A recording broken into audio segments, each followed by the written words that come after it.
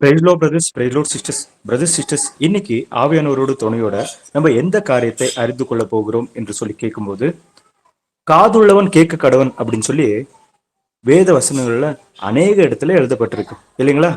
அப்படின்னா தேவன் காதுள்ளவன் கேட்க கடவன் அப்படின்னு சொல்லி எதற்காக சொல்றாங்க? காதுள்ளவன் கேட்க கடவன் அப்படின்னா என்ன?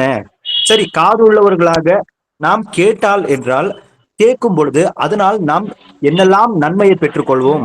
வெறும் கேட்பது என்றால் காதுக்குள் அந்த வார்த்தையை உள்வாங்குவதுதான் கேட்பதா அப்படின்னு சொல்லி இந்த எல்லா காரியங்களையும் இன்னைக்கு நம்ம பைபிள் ஸ்டடியில தெரிஞ்சுக்கலாம். இதுக்கு முதல் வசனத்தை வாசிக்கலாம். மார்க் 4வது அதிகாரம் 9வது வசனம். கேட்கிறதற்கு காதுள்ளவன் கேட்க கடவன் என்று அவர்களுக்கு சொன்னார். ஆமென். ஆமென். மார்க் 4வது அதிகாரத்துல 9வது வசனத்துல இந்த வசனம் எழுதப்பட்டிருக்கு இல்லைங்களா? இந்த 4வது அதிகாரத்துல நீங்க பார்க்கும்போது இதோ விதைகளை விதைத்த ஒரு மனுஷனுடைய ஓமையை குறித்து எழுதப்பட்டிருக்கு. அந்த வழி அருகே விதைகளை விதித்தாரு. அதுக்கடுத்து மலையின் மேல பாறையின் மேல சில விதைகள் விழுந்தது, வழி அருகில சில விதைகள் விழுந்தது, அதுக்கடுத்து இன்னும் சில விதைகள் முட்செடியில் மத்தியில விழுந்தது அப்படின்னு சொல்லி எழுதப்பட்டிருக்கு. இன்னும் சில விதை நல்ல நிலத்தில் விழுந்தது அப்படின்னு சொல்லி எழுதப்பட்டிருக்கு இல்லைங்களா? விதைய தேவனுடைய வசனத்துக்கு ஒப்பாக தேவன் பேசியிருக்கிறத இந்த ஊமையின் மூலியமா நம்ம புரிஞ்சு கொள்ள முடியும். ஆனா அந்த வசனத்துக்குரிய அந்த விளக்கங்களை குறித்து ஆண்டோர் முழுவதுமாக பேசின பிறகு காதுள்ளவன் கேட்க கடவன் அப்படின்னு சொல்லி சொல்றாங்க. அப்படின்னா 4 விதமான நிலத்தை குறித்து பேசின பின்பு அந்த 4வது நிலமாக இருக்கின்ற அந்த நிலமாக நீங்கள் இருக்கிறீர்களா, இல்லை என்றால் முதல் அந்த ஒரு நிலமாக இருந்த வழி அருகாக நீங்க இருக்கிறீர்களா, இல்லை என்றால் நீங்க அந்த பாறையின் மேல விழுந்த அந்த ஒரு வேறில்லாத அந்த ஒரு விதையை போல நீங்கள் இருக்கிறீர்களா, இல்லை என்றால் முட்செடியின் மத்தியில் விழுந்திருக்கின்ற ஒரு விதையை போல உங்கள் உள்ளம் கர்த்தருக்கு முன்பதாக இருக்கின்றதா என்கின்ற காரியங்களை சொல்லி அதுக்குண்டான விளக்கங்கள் எல்லாவற்றையும் கொடுத்து, இதுதான் இப்படியாகத்தான் நீ இருக்க வேண்டும் என்கிறதுக்கு நன்றாக இந்த ஊமையின் மூலியமாக ஒரு புத்திமதியை கர்த்தர் சொன்ன பிறகு காதுள்ளவன் கேட்க கடவன் அப்படின்னு சொல்லி இருக்கிறாரு. அப்படின்னா காதுள்ளவன் கேட்க கடவன் என்றால் அனைவருக்கும் காது கேட்கும் தான் இல்லைங்களா? ஆனா காது கேட்கறதையும் இல்ல காதுக்குள்ள போற அந்த வார்த்தையை குறித்தும் ஆண்டவர் பேசுகிறாரா என்றால், காதுக்குள்ள போனதுக்கு அடுத்து முழு இருதயத்தோடு அதை தன்னுடைய இருதயத்தில் ஏற்றுக்கொள்ளும் பொழுது, அந்த இருதயம் முழு உள்ளத்தோடு கூட ஏற்றுக்கொள்ளும் பொழுது அந்த இருதயத்துக்கு பேர் சூட்டிருக்கிறார் என்னவென்று சொல்லி, நன்மையும் செம்மையுமான இருதயம் அப்படின்னு சொல்லி. அந்த நன்மையும் செம்மையுமான இருதயம் எப்படி இருக்க வேண்டும் என்றால், மத்தாய் 22வது அதிகாரம் 37வது வசனம் சொல்லுகிறது, உன் தேவனாகிய கர்த்தரிடத்தில் முழு உள்ளத்தோடு முழு ஆத்மாவோடு உன் முழு சிந்தையோடு உன் முழு பலத்தோடு என்று சொல்லி கூட மார்க்கு லூக்கு புத்தகங்கள்ல எழுதப்பட்டிருக்கு. அப்படி என்றால் தேவனுடைய வார்த்தையை ஏற்றுக்கொள்ளும் பொழுது அதை எப்படி ஏற்றுக்கொள்ள வேண்டும்?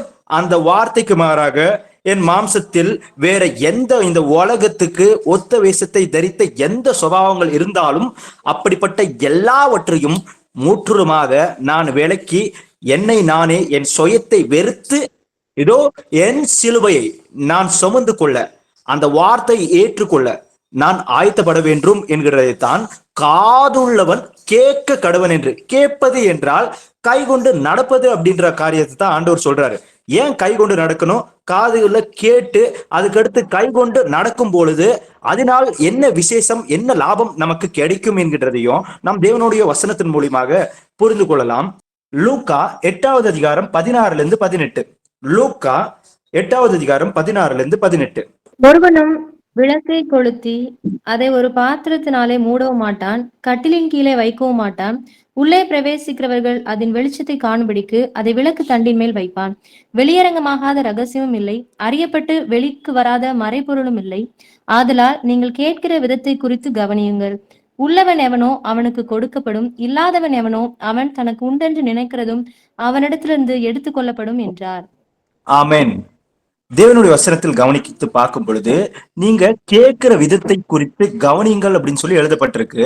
பின்பு தேவனுடைய வசனத்தை நாம் கேட்கும் பொழுது நாம் யாரா இருக்கிறோமா?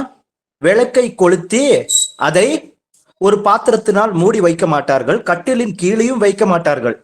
எதற்காக விளக்கை கொளுத்தி வைத்தது என்று சொல்லி பார்க்கும் பொழுது, வீட்டில் வருகின்ற அனைவருக்கும் வெளிச்சத்தை கொடுக்கும்படியாக அதை விளக்கின் தண்டில் வைப்பார்கள் அப்படின்னு சொல்லி எழுதப்பட்டிருக்கு. அப்படின்னா விளக்கின் தண்டின் மேல் வைக்கும் பொழுது பார்க்கிற அனைவருக்கும் வெளிச்சத்தை கொடுக்கும் என்று சொல்லி, ஆதலால் தான் நீங்கள் கேட்கின்ற அந்த கவனத்தை குறித்து எப்படியாக நீங்கள் கேட்கிறீர்கள், எதற்காக கேட்கிறீர்கள் என்கின்றதை குறித்து நீங்கள் கவனமாக எச்சரிக்கையாய் இருங்கள் அப்படின்றத தான் ஆண்டவர் சொல்றாரு. அப்படின்னா தேவனுடைய வசனத்தை நான் கேட்கின்றது எதற்காக அப்படின்ற அந்த காரியம் மிக மிக அவசியமான ஒன்று. தேவனுடைய வசனத்தின் மூலியமாக இந்த உலகத்தின் இம்மைக்காக நான் தேவனுடைய வசனங்களை கேட்டுக்கொண்டிருக்கிறேனா, இல்லை என்றால் தேவனுடைய வசனத்தை இன்னைக்கு நான் கேட்கும் பொழுது அந்த வசனத்தின் மூலியமாக சில உலக பிரகாரமாக சில லாபங்களை அடையும்படியாக நான் அதை கேட்கிறேனா, இல்லை என்றால் இந்த தேவனுடைய வசனத்தை நான் வெறும் கேட்டால் மட்டும் போதும், ஒவ்வொரு நாளும் 8 மணிக்கு பைபிள் ஸ்டடி அட்டெண்ட் செய்து, இல்லை என்றால் கூகுள் லிங்கிங் இருக்கிறது, அதன் மூலியமாக நான் தேவனுடைய செய்தியை கேட்டு விட்டால் அதனால் எனக்கும் என் வாழ்க்கையில என்னுடைய குடும்பத்துக்கு என்னுடைய எல்லா பாதியும் கர்த்தர் ஆசீர்வதித்து விடுவார், இதனால் எனக்கு நன்மை கிடைக்கும் என்கிறதை போல நாம் நினைத்து கொண்டிருந்தால், அப்படிப்பட்ட நினைப்பு தேவனுக்கு முன்பதாக எப்படியாக இருக்கும் என்று சொல்லி கேட்டால் அது வெறுமனே அதனால் எந்த பிரயோஜனமும் இல்லாமல் இருக்கும். அது வழி அருகில் வேகப்பட்ட அந்த ஒரு நிலத்துக்கு ஒப்பாக நாம் மாறிவிடுவோம். ஆனால் நாம் அப்படி இருக்கக்கூடாதாம். தேவனுடைய வார்த்தையை கேட்கின்றது என்றால் தேவனுடைய வார்த்தை எதற்கு ஒப்பாக தேவன் சொல்லுகிறார்? விளக்குக்கு.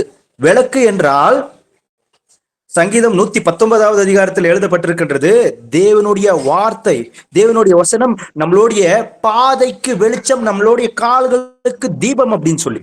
அப்படின்னா தேவனுடைய வசனம் நம்மளுடைய பாதைக்கு வெளிச்சமாகும். பாதை என்றால் எந்த பாதை? தேவனை அடைகின்றதுக்கு, தேவனை போய் சேருகின்றதுக்கு.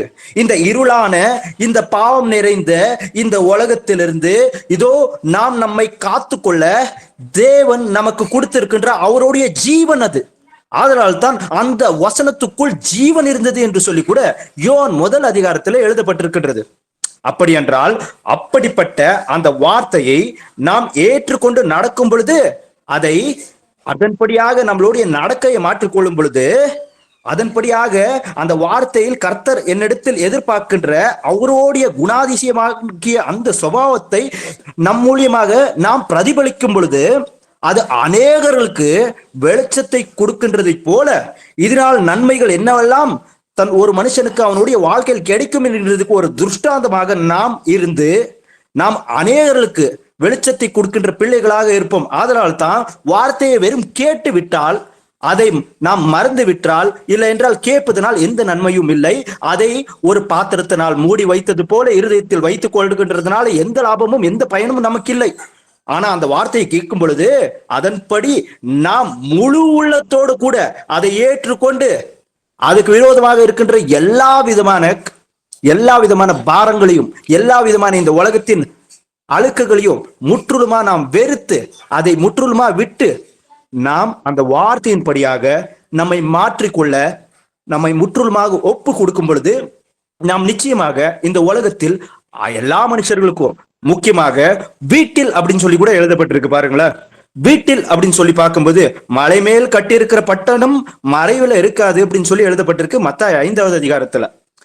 அதே அதிகாரத்திலே வீட்டில் இதோ விளக்கு தண்டை எடுத்து எங்க விளக்கை கொளுத்தி விளக்கின் தண்டின் மேல் வைப்பார்கள் அப்படின்னு சொல்லி எழுதப்பட்டிருக்கு. அப்படின்னா வீட்டுக்குள்ள முதலாவதா நான் தேவனுடைய வசனத்தை ஏற்றுக்கொண்டு இருக்கின்ற ஒரு மனுஷனாக இருந்தால், அவருடைய நாமத்தை அறிந்தவனாக இருந்தால், அதன்படியாக நான் நடந்து கொள்கின்றேன். என்னுடைய வாய் வார்த்தையின் மூலியமாக என்னுடைய கவனிப்பு, என்னுடைய சைகைகள் எல்லாம் எப்படி இருக்கின்றது என்கிறது வீட்டில் இருக்கின்ற அனைவருக்கும் அது ஒரு சாட்சியாக இருக்க வேண்டும். அப்பொழுது நிச்சயமாக வீட்டில் இருக்கின்ற அனைவரும் கர்த்தரே தேவன் என்கிறதை ஏற்றுக்கொள்வார். அதனால தான் வீட்டுல இருக்கிற எல்லாருக்குமே நம்ம வெளிச்சமா முதலாவது நம்ம சொந்த வீட்டுல நம்ம இருக்கிற அந்த இடங்கள்ல நம்ம சாட்சி கொடுக்கின்றவர்களாக இருக்கணும்.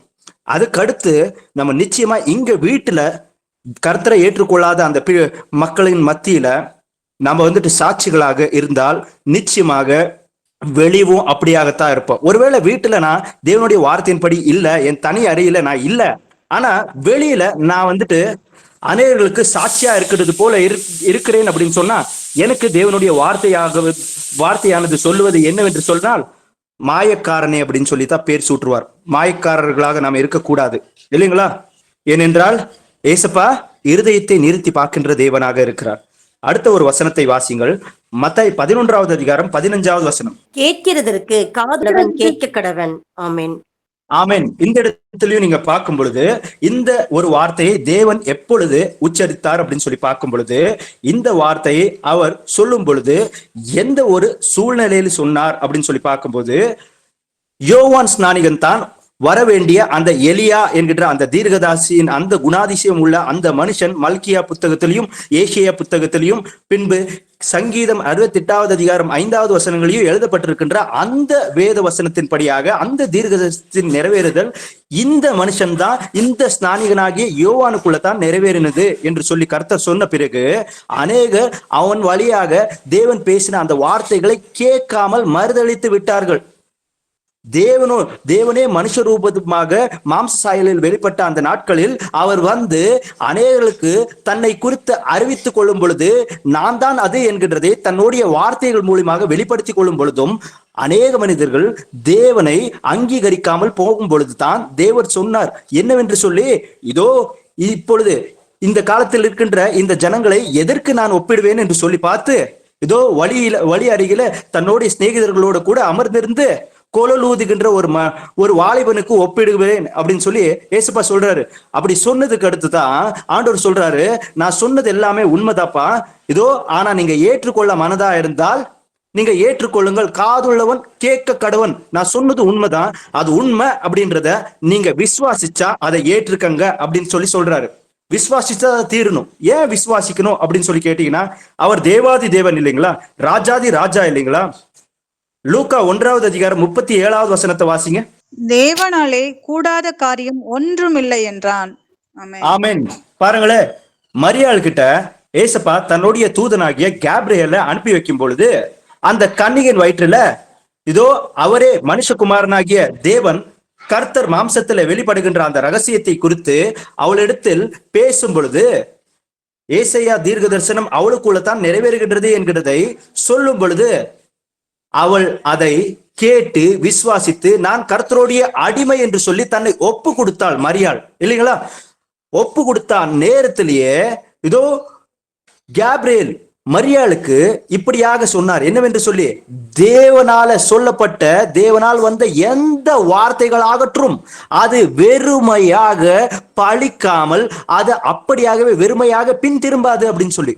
அப்படின்னா நாம் தேவனுடைய வார்த்தைகளை கேட்கும் பொழுது அது மனுஷனுடைய வார்த்தை அல்ல, அது தேவனுடைய வார்த்தை. அவர் ஒரு பாத்திரத்தை பயன்படுத்தி அவர் என்னோட கூட பேசி கொண்டிருக்கிறார் என்கிறதை முதலாவதாக நாம் விசுவாசித்து கேட்கின்றவர்களாக இருக்க வேண்டும். ஏனென்றால் தேவனுடைய வார்த்தை இருக்கின்றதே, அதை கேட்கும் பொழுது அதை விசுவாசிக்கும் பொழுது அது நமக்குள் பலனை கொடுக்கின்றதாக இருக்கும், அதை கிரியை நடப்பிக்கின்றதாக இருக்கும். ஏனென்றால் எபிரேயர் 4:12வது வசனம் சொல்லுது, தேவனுடைய வசனத்துக்குள்ள என்ன இருக்கு, ஜீவன் இருக்கு என்று சொல்லி அங்கேயும் எழுதப்பட்டிருக்கு இல்லைங்களா? அப்படின்னா இருபுறமும் கருக்குள்ள பட்டயமாக தேவனுடைய வார்த்தை இருக்கின்றது. அந்த வார்த்தையை கேட்கும் பொழுது அது வெறுமனே பின் திரும்பாது அப்படின்றதையும் அது எனக்குள்ள நிறைவேறும் அப்படின்றதையும் நம்ம விசுவாசித்து கேட்கணும். அப்பொழுதுதான் அது நமக்குள் பலன் செய்யும் அப்படின்றத வசனத்தின் மூலியமா நம்மளால அறிஞ்சு கொள்ள முடியும். எபிரேயர் 4வது அதிகாரம் 2வது வசனத்தை வாசிங்க. எபிரேயர் 4வது அதிகாரம் 2வது வசனம். ஏனெனில் சுவிசேஷம் அவர்களுக்கு அறிவிக்கப்பட்டது போல நமக்கும் அறிவிக்கப்பட்டது. கேட்டவர்கள் விசுவாசம் இல்லாமல் கேட்டபடியினால் அவர்கள் கேட்ட வசனம் அவர்களுக்கு பிரயோஜனப்படவில்லை. ஆமென். ஆமென். அவர்களுக்கு சுவிசேஷம் அறிவிக்கப்பட்டது போல நமக்கும் அறிவிக்கப்பட்டது. ஆனால் அந்த காலத்தில் கேட்டவர்கள் விசுவாசிக்காதபடியினால் அவர்கள் பலனடையவில்லை அப்படின்னு சொல்லி எழுதப்பட்டிருக்கு இல்லைங்களா? அவர்களுக்கு பிரயோஜனப்படல அந்த வசனம். எதனால பிரயோஜனப்படல? இன்னைக்கு கூட நம்ம நிறைய வசனங்களை ஒவ்வொரு சகோதரிகள் மூலியமாக தேவ ஆவியானவர் அவர்களை மறைத்து கொண்டு பேசி கொண்டு தான் இருக்கிறார்கள். ஆனால் அது ஒரு மனுஷனுடைய வார்த்தை என்று சொல்லி நாம் நிர்ணயித்து விட்டோமானால் நிச்சயமாக கர்த்தர் நம்மிடம் பேசின அந்த வார்த்தைகளை நாம் உணராமல் போகும் பொழுது மத்தேயு 25வது அதிகாரத்தில் 35வது வசனங்களில் தேவன் அந்த ஆடும் அதுக்கடுத்து ஆட்டுக்குட்டியும் அதுக்கடுத்து வெள்ளாடும் செம்மறியாடும் அப்படின்னு சொல்லி அங்க ஒரு நியாய தீர்ப்பு வருகிறது இல்லைங்களா? அந்த நியாய தீர்ப்புல நான் வலது பாசுவத்திலையும் இடது பாசுவத்திலையும் இருவரையும் பிரித்து இயேசுப்பா நிக்க வைக்கும் பொழுது நாம் யாரா இருக்கிறோம் அப்படின்னு சொல்லி ஏசப்பா நம்மளை கேட்கும்போது சில காரியங்களை சொல்லுகிறார். என்னவென்று சொல்லி, நான் பசியா இருந்தேன், தாகமா இருந்தேன், நிர்வாணமாக இருந்தேன், தோ நான் வியாதியஸ்தனா இருந்தேன், நான் கட்டப்பட்டவனாக இருந்தேன், சிறையில இருந்தேன் அப்படின்னு சொல்லலாம் சொன்னதுக்கு அடுத்து, எப்பப்பா நீங்க இப்படி எல்லாம் இருந்தீங்க அப்படின்னு சொல்லி அவங்க கேட்கிறாங்க இல்லைங்களா, கீழ்ப்படியாதவர்கள் இடது பக்கத்துல இருக்கிறவங்க. அப்படின்னா எப்போ அப்படின்னு சொல்லி உணர்வு இல்லாமல் போனதுக்கு காரணம் என்ன? ஆமா, கேட்ட வசனங்கள் நிச்சயமாக அவர்கள் கிறிஸ்தவர்கள் தான் அப்படின்றத அந்த 25வது அதிகாரத்துல நம்ம வாசிக்கும் போது நன்றாகவே நம்மளால புரிந்து கொள்ள முடியும். ஆனா அவங்களுக்கு இந்த காரியங்கள் எல்லாம் தெரியாதுங்களா? இந்த நன்மையான காரியங்களை தான் செய்யணும் அப்படின்றது அவங்களுக்கு தெரியாதுங்களா? அப்படின்னா இது எல்லாமே அவங்களுக்கு தேவனுடைய வசனங்கள் அவர்களுடைய பாத்திரமாகிய தாசர்களை மறைத்து கொண்டு நிச்சயமாக கர்த்தர் பேசியிருப்பார். ஆனா பேசின அந்த வார்த்தைகளை அவர்கள் விசுவாசிக்காமல் போனபடியினால அவர்கள் கைவிடப்பட்டவர்களாக மாறினார்கள். அது வெறும் மனுஷனுடைய வார்த்தை என்கின்றது போல. அப்படியாக ஒரு பொழுதும் அவருடைய பிள்ளைகளாகிய நாம் இருக்கக்கூடாது. ஏனென்றால் ரோமர் 3வது அதிகாரம் 3வது வசனம் சொல்லுகிறது, எல்லா மனுஷர்களும் பொய்யரா இருந்தாலும் தேவன் யாரா இருக்கிறாரு? நீதிபரரா தான் இருக்கிறாரு அப்படின்னு சொல்லி. ரோமர் 3வது அதிகாரம் 3வது வசனத்தை வாசிங்க. சிலர் விசுவாசியாமற் போனாலும் என்ன, அவர்களுடைய அவிசுவாசம் தேவனுடைய உண்மையை அவமாக்குமோ? ஆமென். என்னங்களா, சிலர் விசுவாசிக்காமல் போகும் பொழுது போனதுனால இதோ தேவனுடைய வசனம் வந்துட்டு அவமாய் போயிருங்களா அப்படின்னு சொல்லி கேட்டீங்கன்னா இல்லையே. தேவனுடைய வசனம் நேற்றும் இன்றும் என்றும் மாறாதது. அது எப்பொழுது வல்லமை இருக்கும். விசுவாசிக்காதவன் இருக்கிறானே, விசுவாசிக்காத சகோதரி இருக்கிற அவங்களுக்குள்ள அது கிரியை நடப்பிக்காது. ஏனென்றால் அவர்கள் அவிசுவாசிகளாக இருக்கிறபடினால அந்த வார்த்தை அவர்களுக்கு பிரயோஜனம் படாது என்கிறதை போலும் அவர்கள் விரும்பின அந்த விருப்பங்களை அந்த வார்த்தைகள் நிறைவேற்றுகின்றதன்படி இல்லை என்றால் அவர்களுடைய ஜென்ம சுபாவத்தை குறித்து அந்த வார்த்தைகளை கண்டிக்கின்றது என்கிறதை போலெல்லாம் வரும் பொழுது அவர்கள் என்ன செய்கிறார்கள்? அந்த வார்த்தையின் நிமித்தமாக துன்பமாகட்டும் எந்த விதமான வேதனைகளாகட்டும் வரும் பொழுது இதோ அவர்கள் அந்த வார்த்தையில் வேர் கொள்ளாதபடியினால அந்த பாறை மேல் விழுந்த அந்த விதையை போல அவங்க காய்ந்து விழுந்து போவாங்க இல்லைங்களா? அது போல நம்ம ஆயிரக்கூடாது இல்லைங்களா?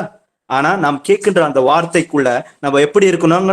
வேரூறி நிற்கிறவர்களாக இருக்க வேண்டும் அப்படின்னு சொல்லி தேவனுடைய வசனத்தில் எழுதப்பட்டிருக்கின்றது. எங்க? யாக்கோபு 1 அதிகாரத்துல இப்படியாக எழுதப்பட்டிருக்கு, நாம் கர்த்தருடைய வசனத்துக்குள்ள வேரூறி நிற்க வேண்டும் என்று சொல்லி. ஆதலால் நாம் தேவனுடைய வசனத்தை கேட்ட அந்நேரத்திலேயே ஆம், இந்த சுபாவம் என்னுடைய ஜென்ம சுபாவம், இது எனக்குள் இப்பொழுது இருக்கிறது, இப்படிப்பட்ட எல்லா காரியங்களையும் நான் வெறுக்கிறேன், இதற்காக நான் மனஸ்தாபம் அடைகிறேன் என்று சொல்லி நாம் முற்றிலுமாக கர்த்தருக்கு முன்பதாக நம்மை தாழ்த்தினால் அந்த வார்த்தைக்குள் ஜீவன் இருக்கிறபடியினால் நம்மை நிச்சயமாக நித்திய ஜீவத்துக்கு ஏற்ற ஒரு மனுஷனாக ஆண்டவராகி இயேசு கிறிஸ்துவின் சாயலாக அந்த ஜீவனுள்ள அந்த வார்த்தையானவர் நம்மை அவரோட சாயலாகவே மாற்றி விடுவார். ஆனால் நாம் நம்மளுடைய இருதயத்தை கடினப்படுத்திக் கொள்ளுகிறவர்களாக இருந்தால் நிச்சயமாக இதோ இப்படியாகத்தான் எல்லா மனுஷர்களும் பொய்யர்களாக இருந்தாலும் தேவன் அவர் எப்பொழுதும் சத்தியவானாகத்தான் இருக்கிறார், அவர் நீதிபரராகத்தான் இருக்கிறார். ஆனா விசுவாசிக்காதவர்களுக்கு தான் அது பலனை செய்யாது, அது உள்ள கிரியை நடப்பிக்க மாட்டாது அப்படின்னு சொல்லி எழுதப்பட்டிருக்கு. ஏன் நான் விசுவாசத்தோட கூட கேட்கணும் அப்படின்னா, கேட்கும் பொழுது எனக்குள்ள அப்படி கிரியை நடப்பிக்கும் அப்படின்னு சொல்லி சொல்ல வரீங்கன்னா அது எப்படி கிரியை நடப்பிக்கும் அப்படின்னு சொல்லி கேட்டீங்கன்னா அது கூட வசனம் இருக்கு. எபிரேயர் 11வது அதிகாரம் 3வது வசனத்தை வாசிங்க. விசுவாசத்தினாலே நாம் உலகங்கள் தேவனுடைய வார்த்தையினால் உண்டாக்கப்பட்டதென்றும் இவ்விதமாய் காணப்படுகிறவைகள் தோன்றப்படுகிறவைகளால் உண்டாகவில்லை என்றும் அறிந்திருக்கிறோம். ஆமேன். ஆமேன். பாருங்களேன், காணப்படுகின்ற இந்த உலகம் தோன்றப்படுகிறவைகளால உண்டாகப்படவில்லை அப்படின்னு சொல்லி எழுதப்பட்டிருக்கு. என்னங்களா? காணப்படுகின்ற இந்த உலகம் தேவனுடைய வார்த்தையினால் உண்டாகப்பட்டது அப்படின்னு சொல்லி எழுதப்பட்டிருக்கு.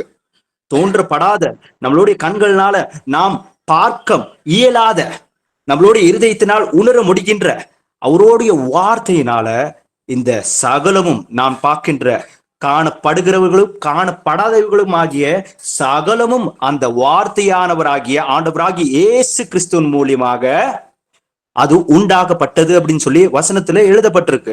அப்படி என்றால் அந்த வார்த்தை வெறும் வார்த்தை அல்ல, அந்த வார்த்தை தான் இயேசு கிறிஸ்து அப்படின்னு சொல்லி இயேசுப்பா சொல்றாரு தன்னை அறிமுகப்படுத்திக் கொள்ளும் பொழுது. அதனால தான் காணப்படுகிறவர்களும் காணப்படாதவர்கள் அனைத்தும் அவர் மூலியமாகத்தான் உண்டாகப்பட்டது. யோவான் 1 அதிகாரம் 1-3. யோவான் 1 அதிகாரம் 1-3.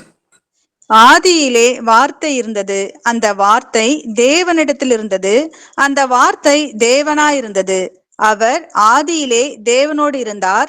சகலமும் அவர் மூலமாய் உண்டாயிற்று. உண்டானதொன்றும் அவராலே அல்லாமல் உண்டாகவில்லை. ஆமென்.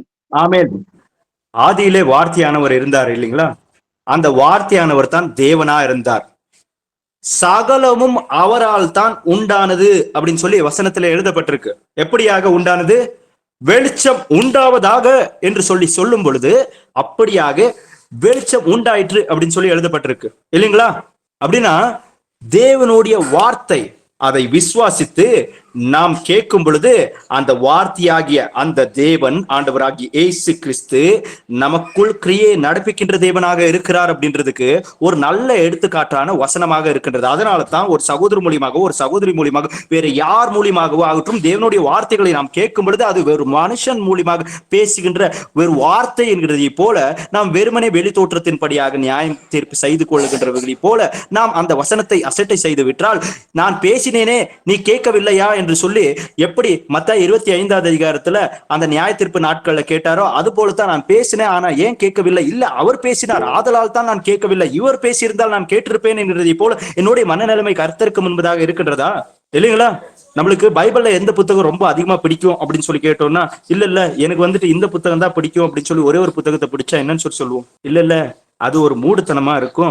இதோ ஆதியாகமத்திலிருந்து வெளிப்படுத்தல் வரைக்கும் எல்லாமே தேவ ஆவியினால் அருளப்பட்ட வார்த்தைகளாக இருக்கின்றது. தேவ ஆவியானவரால் ஏவப்பட்டு அவருடைய பாத்திரங்களை பயன்படுத்தி கர்த்தர் எழுதியிருக்கிறார். மத்தாயில எழுதப்பட்டிருக்கின்ற காரியங்கள் மார்க்கில் இல்லை. மார்க்கில் எழுதப்பட்ட சில காரியங்கள் லூக்கா புத்தகத்தில் எழுதப்படவில்லை. ஆனால் அந்த 2 புத்தகத்திலும் இல்லாத அநேக உமைகள் லூக்கா புத்தகத்தில் இருக்கின்றது. யோவான்ல பார்க்கும் பொழுது இந்த 3 புத்தகத்திலும் இல்லாத அநேக ரகசியமான காரியங்கள் யோவான் புத்தகத்துல எழுதப்பட்டிருக்கின்றது. இப்படி தேவன் அவருடைய வார்த்தைகளை எப்படியாக அவருடைய பிள்ளைகளாகிய நாம் அவர் மேல் கொண்டிருக்கின்ற அந்த தாகத்தினால, அவர் மேல் இருக்கின்ற அந்த வாஞ்சியோடு கூட நாம் அதை பரிசோதித்து, வேத வசனங்களை நாம் பரிசோதித்து பார்க்க வேண்டும் என்றும், அங்கே கொஞ்சம் இங்கே கொஞ்சம் என்றும் தான் எழுதி வைத்திருக்கின்றது.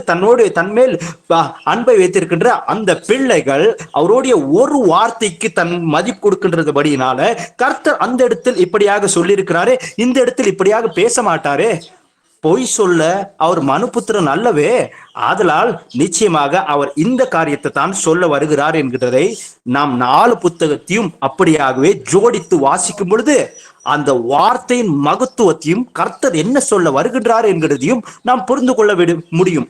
இல்லை என்றால் அந்த ஒரே ஒரு புத்தகம் லூக்கா புத்தகத்தில் இன்னும் தெளிவாக எழுதியிருக்கிறார்கள் அப்படின்றது போல நம்ம பிடித்து கொண்டால் நாம் வாக்குவாதக்காரர்களாக மாறிவிடுவோம். அப்படியாகத்தான் தேவன் அவருடைய தாசர்கள் ஒவ்வொரு சகோதரர்கள் மூலியமாகவும் சகோதரி மூலியமாகவும், ஏன் நம் வீட்டில் இருக்கின்ற ஒரு சிறு பிள்ளையின் வாய் வழியாக கூட தேவன் நாம் எந்த இடத்தில் ஆகட்டும் தேவனுடைய வார்த்தைக்கு மாறாக நாம் நடக்கும் பொழுது நமக்கு ஒரு எச்சரிப்பு வந்தா அந்த எச்சரிப்பு நிச்சயமாக தேவன் தான் என்னை எச்சரித்து கொண்டிருக்கிறார் என்கிற ஒரு உணர்வுக்குள் நாம் வர வேண்டும் இல்லைங்களா? அப்படிப்பட்ட உணர்வுக்குள் நாம் வராத காலத்தில் என்னமாகும் என்று சொல்லி பார்க்கும் பொழுது தேவனுடைய வார்த்தை, அந்த வார்த்தை தேவன் என்னிடத்தில் எதிர்பார்க்கின்ற எனக்குள் இருக்கின்ற ஒரு கீழ்ப்படியாமின் அந்த செயல் எனக்குள் அப்படியாகவே இருந்துவிடும். பின்பு கர்த்தருடைய வருகையில் கைவிடப்பட்டதுக்கு காரணம் என்னுடைய சுயநலமான ஒரு மேட்டிமை கொண்ட ஒரு சிந்தை தான் கர்த்தருடைய வசனத்தை அசட்டை செய்கின்ற ஒரு மனுஷனாக நான் காணப்படுகின்றதுக்கு காரணமாக மாறிவிடும் இல்லைங்களா? அப்படி ஒரு காலமும் மாறிடக்கூடாது. கொலோசியர் 1வது அதிகாரம் 16 17வது வசனத்துல வாசிங்க. கொலோசியர் 1வது அதிகாரம் 16 17. ஏனென்றால் அவருக்குள் சகலமும் சிருஷ்டிக்கப்பட்டது, பரலோகத்தில் உள்ளவைகளும் பூலோகத்தில் உள்ளவைகளும் ஆகிய காணப்படுகிறவைகளும் காணப்படாதவைகளுமான சகல வஸ்துக்களும், சிங்காசனங்களானாலும் கர்த்தத்துவங்களானாலும் துரைத்தனங்களானாலும் அதிகாரங்களானாலும் சகலமும் அவரை கொண்டும் அவருக்கென்றும் சிருஷ்டிக்கப்பட்டது. அவர் எல்லாவற்றிற்கும் முந்தினவர், எல்லாம் அவருக்குள் நிலை நிற்கிறது. ஆமென். ஆமென். வசனம் முடிவு போது பாருங்களேன், எல்லாமே அவருக்குள் நிலை நிற்கிறது அப்படின்னு சொல்லி எழுதப்பட்டிருக்கு. அவருக்குள் என்றால் யார் அவர்? இப்பொழுது இதோ ஒரு பாத்திரத்தை மறைத்து கொண்டு தேவன் பேசி கொண்டிருக்கிறாரா? நாம் காதன் வழியாக கேட்டுக்கொண்டிருக்கிறோமா? அந்த வார்த்தை இருக்கின்றதே அவர்தான். அவர் தான் ஆண்டவராகி ஏசு கிறிஸ்து இல்லைங்களா? அதனால தான் பூலோகத்திலையும் பரலோகத்திலையும் காணப்படுகிறவர்கள் காணப்படாதவர்களுமாக இருக்கின்ற இதோ கர்த்தத்துவங்கள் ஆனாலும் துரைத்தனங்கள் ஆனாலும் அதிகாரங்கள் ஆனாலும் சகலம் அவரை கொண்டும் அவருக்கென்றும் சிருஷ்டிக்கப்பட்டது அப்படின்னு சொல்லி எழுதப்பட்டிருந்தது படியாகத்தான் அவர் இருக்கிறார். சகலத்துக்கும் அவர்தான் ஆதாரமாகவும் இருக்கிறார் அப்படின்றத நம்ம மறந்துடக்கூடாது. அவர் தான் பில்லர் அப்படின்னு சொல்லி. அதனால தான் தேவனுடைய வார்த்தையை ஏன்பா நான் கேட்கணும், கேட்கறதுனால தான் ஏசப்பாவே சொல்றாரு இல்லைங்களா, ஒருவன் என்னிலும் நான் அவனிலும் நிலைத்திருந்தால் அப்படின்னு சொல்லி அவன் தான் அதிகமா கனி கொடுப்பான் அப்படின்னு சொல்லி, என்னை விட்டு உங்களால் ஒன்றும் செய்ய முடியாது அப்படின்றாரு. ஏன் யோவான் 15வது அதிகாரத்துல அவர் நானே மெய்யான திராட்சை செடி அப்படின்னு சொல்லி சொல்லும் போது அவர் எந்த தன்மையில இருந்து அந்த வார்த்தையை பேசுறாரு? நான் ஒரு திராட்சை செடி அப்படின்னு சொல்லி லிட்டரலா பேசுறதுக்காக பேசுற வார்த்தைகளா இல்ல, அவர் வார்த்தையானவர் என்கிறதான் திராட்சை செடி அப்படின்னு சொல்லி தன்னை அறிமுகப்படுத்திக் கொள்ளுகிறார். அப்படி என்றால் அந்த வார்த்தைக்குள் நிலைத்திருக்கின்ற அந்த குடியேதவோ அது நிச்சயமா பலன் கொடுக்கும். ஆனால் அந்த வார்த்தையை கேட்டும் தனக்குள் நிலைத்திராத அந்த குடிகள் பலன் கொடுக்க முடியாம இருக்கின்ற காரணத்தினால அதை வெட்டி என்ன பண்ணுவாங்க, அக்கினியில போடுவாங்க அப்படின்னு சொல்லி எழுதப்பட்டிருக்கு.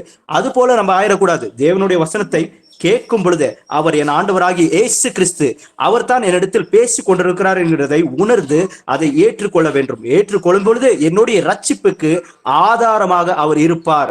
அடுத்த வசனத்தை வாசிங்க. எபிரேயர் 1வது அதிகாரம் 3வது வசனம். இவர் அவருடைய மகிமையின் பிரகாசமும் அவருடைய தன்மையின் சொர்பமாயிருந்து சர்வத்தையும் தம்முடைய வல்லமையுள்ள வசனத்தினாலே தாங்குகிறவராய் தம்மாலே தாமே நம்முடைய பாவங்களை நீக்கும் சுத்திகரிப்பை உண்டு பண்ணி உன்னதத்திலுள்ள மகத்துவமானவருடைய வலது பாரசத்திலே உட்கார்ந்தார். ஆமேன். ஆமேன். சகலத்தையும் தம்முடைய மகிமையுள்ள வசனத்தினால் தாங்குகின்றவராக இருக்கிறார். அவர் தான் தேவனின் தற்சரூபமாக அந்த மகிமையின் பிரகாசமாக அவர் இருக்கிறார் அப்படின்னு சொல்லி நம்ம பார்க்கிறோம் இல்லைங்களா? இப்படி இருக்கின்ற அந்த தேவன் தான் சகலத்தையும் தாங்குகின்றாரா? யாரு? அவருடைய வல்லமை உள்ள வார்த்தையினால் என்று சொல்லி, வெறும் வார்த்தை என்று சொல்லி எடுக்கும் பொழுது அந்த வார்த்தையினால் எந்த பலனும் எந்த பிரயோஜனமும் நம்மளுக்கு இருக்காது. ஆனா அந்த வார்த்தை அல்லையா, அதை என் ஆண்டவராகிய இயேசு கிறிஸ்து வானத்தையும் பூமியும் சகல அண்ட சராசரங்களையும் உண்டாக்கின சர்வ வல்லமை உள்ள தேவனாகிய கர்த்தர் எனக்கு முன்பதாக நின்று கொண்டு என்னோட கூட பேசி கொண்டிருக்கிறார் என்று சொல்லி. அதனால தான் நாம் பார்க்கிறோம், இதோ கொர்நேலியுடைய வீட்டிற்குள் பேதுரு சென்று போகும் பொழுது வந்திருக்கின்றது பேதுரு. ஆம், அவனுடைய காலுக்கு விழுந்து இதோ அவனை ஒரு தேவதூதனை எதிர்கொள்கின்றதை போல, ஒரு தேவனையே கண்டது போல கொர்நேலியு நடந்து கொள்கிறான். ஆனால் போன பிறகு அங்க இருக்கின்ற அந்த மக்களும் எப்படியாக கர்த்தருடைய வசனத்துக்கு வாஞ்சியோடு கூட காத்து கொண்டிருந்தார்கள் அப்படின்னு சொல்லி நம்ம பார்க்கிறோம். போய் அவர்களிடத்தில் இவன் வசனத்தை பேச ஆரம்பிக்கும் பொழுது தேவ ஆவியானவர் அவங்க ஒவ்வொருத்தரும் மேலேயும் இறங்கினத வசனத்துல எழுதப்பட்டிருக்கு. ஏன் இப்படி எழுதப்படணும் அப்படின்னு சொல்லி கேட்டீங்கன்னா, வசனத்தை கேட்கும் பொழுது விசுவாசித்து கேட்டார்கள். அது ஒரு மனுஷனுடைய வார்த்தை என்று சொல்லி கேட்கவில்லை. அந்த வார்த்தைக்குள் ஜீவன் இருக்கின்றது. சகலத்தையும் படுத்த சர்வ வல்லமையுள்ள தேவனாகிய கர்த்தர் அவர் தான் வந்திருக்கிறார். அவர் தான் இந்த என் வீட்டில் இருக்கிறார். அவர் தான் என்னுடன் பேசி கொண்டிருக்கிறார் என்று சொல்லி விசுவாசத்தோடு கேட்டார்கள். கேட்கும் பொழுது அந்த வார்த்தையை அவர்களுடைய இருதயத்துக்குள் ஏற்றுக்கொள்ளும் பொழுது அந்த வார்த்தைக்கு மாறாக தங்களுடைய வாழ்க்கையில் இருக்கின்ற எல்லா விதமான கரைத்தரையான எல்லா இந்த மாம்சத்தின் அழுக்கா இருக்கின்ற அந்த ஜன்ம சுபாவங்களை வெறுத்து தேவனுடைய வார்த்தைக்கு முற்றிலுமாக தங்களை ஒப்பு கொடுத்த அந்நேரத்திலேயே அவர்கள் மேல் தேவ ஆவியானவர் இறங்கினார் அப்படின்னு சொல்லி நம்ம பார்க்கிறோம் இல்லைங்களா? தேவ ஆவியானவர் நம்மளுக்குள்ள செயல்படுகின்ற விதமே அவரு அந்த வார்த்தைகளை நாம் விசுவாசித்து கேட்கும் பொழுதுதான். அதனால தான் எப்பொழுதும் ரீசெக் பண்ணி பார்த்துக்கணும். எந்த ஒரு சகோதரர் எந்த சகோதரி மூலியமாக கர்த்தர் பேசும் பொழுது, ஒருவேளை இந்த சகோதரோ இந்த சகோதரியோ பேசும்போது எனக்கு கேட்கறதுக்கு அவ்வளவா பிடிக்காது அப்படின்றது போல நம்மளோட இருதயத்துல நிர்ணயித்திடக்கூடாது. உக்காந்துருந்து நம்ம வசனங்களை ஒன்னொன்னாவே அப்படியே எடுத்து பார்த்து அது இருக்கா இல்லையா, ஆமா இருக்கு அப்படின்னு தான் கர்த்தர் அந்த காரியங்களை குறித்து பேசி கொண்டிருக்கிறார். ஆம், அதுல இருக்கிற விஷயங்களை தான் பேசியிருக்கிறார் அப்படின்னு சொல்லி விசுவாசிக்கணும். ஒருவேளை இல்லாமல் போகும் பொழுது, சரி அப்பா கர்த்தரே, இது உம்முடைய வேத வசனத்தில் இல்லாத காரியங்களாச்சே, ஆதலால் ராஜா என் இருதயம் இதை ஏற்றுக்கொள்ள மறுக்கின்றது என்று சொல்லி கர்த்தரிடத்தில் பேசும் பொழுது கேட்கும் பொழுது நிச்சயமாக கர்த்தர் அந்த காரியம் என்னவென்கிறதை நமக்கு வெளிப்படுத்தி காமிப்பார். ஆனால் நான் கேட்கவே மனதில்லாதவனை போல, ஏன் நான் ஒரு உபதேசிக்கின்ற ஒரு கர்த்தருடைய பாத்திரமாக இருந்தாலும் நான் அநேக நேரங்களில் அநேக சகோதரி மூலியமாக கர்த்தர் பேசும் பொழுது இது தேவனுடைய சத்தம் என்று சொல்லி என்னை முற்றிலுமாக ஒப்பு கொடுத்து, நான் ஒன்றுமல்ல ராஜா, என் சகோதரர்களை போல நானும் கூட அப்பா உடன் சகோதரனாக, நான் உடன் அவயவமாக இருக்கின்றேன் ராஜா.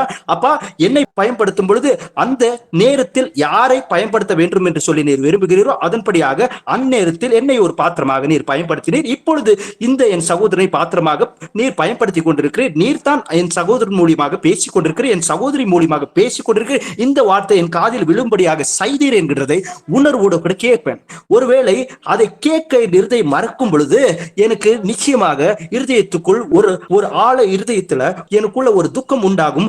ஏதோ ஒரு மாற்றம் எனக்குள் வந்திருக்கிறதை போல ஒரு உணர்வு எனக்குள் எழும்பும். அப்பொழுது என்னால் நிச்சயமாக புரிந்து கொள்ள முடியும். என் இருதயம் கடினம் அடைந்து, இல்லை, நான் அநேக காரியங்களில் கர்த்தர் என்னை எடுத்து பயன்படுத்துகிறபடினால் எனக்கு மற்ற சகோதரர்களை எல்லாம் மறைத்து பேச மாட்டார்கள், என்னை மறைத்துக் கொண்டு தான் பேசுவார்கள் என்கிறதை போல என் இருதயம் கர்த்தருக்கு முன்பதாக செம்மையானதாக இல்லாமல் என் இருதயம் மேட்டிமையினால் அது முற்றிலுமாக மாறிக்கொண்டு வந்து கொண்டிருக்கிறதா, ஏன் என் இருதயத்துக்குள் இப்படிப்பட்ட ஒரு நினைவு எனக்குள்ள வந்து கொண்டிருக்கிறது என்கிறத கர்த்தர்கிட்ட நிச்சயமா கேட்டு நான் அதற்காக மனஸ்தாபப்பட்டு அழுவேன். அதுக்கடுத்து அந்த சகோதரனோ அந்த சகோதரியோ இல்ல ஒரு சிறு குழந்தையோ யார் மூலியமாக கர்த்தர் பேசியிருப்பாரோ அந்த வார்த்தையை நான் தாகத்தோடு வாஞ்சியோடு கேட்கின்ற அந்த இருதயத்தை கர்த்தர் கொடுத்திருப்பார். அதனாலதான் எப்போ ஆகட்டும் அந்த ரீச்செக்க நம்மளுக்குள்ள எப்பவும் பண்ணி பார்த்துக்கணும். அடுத்த ஒரு வசனத்தை வாசிங்க. அடுத்து யோபு 38வது அதிகாரம் 11வது வசனம்.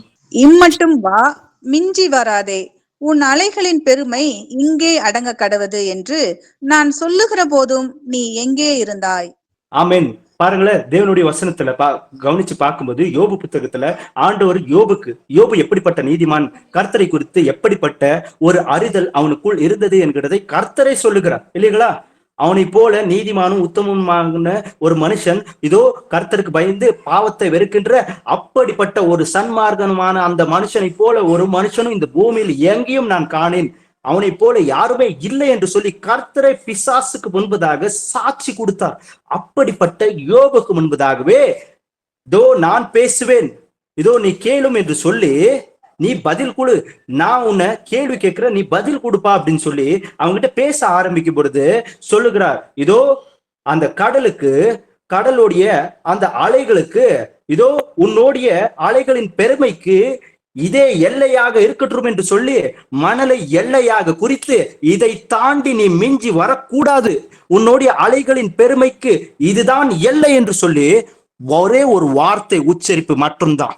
அந்த வார்த்தைக்குள் ஜீவனும் பெலனும் மகிமையும் வல்லமையும் இருக்கிறபடியினால் அந்நேரத்திலே அந்த வார்த்தையின்படியாக அந்த கடல் அமைதியானது அந்த இடத்தை விட்டு அது இப்பொழுது வரைக்கும் வராது.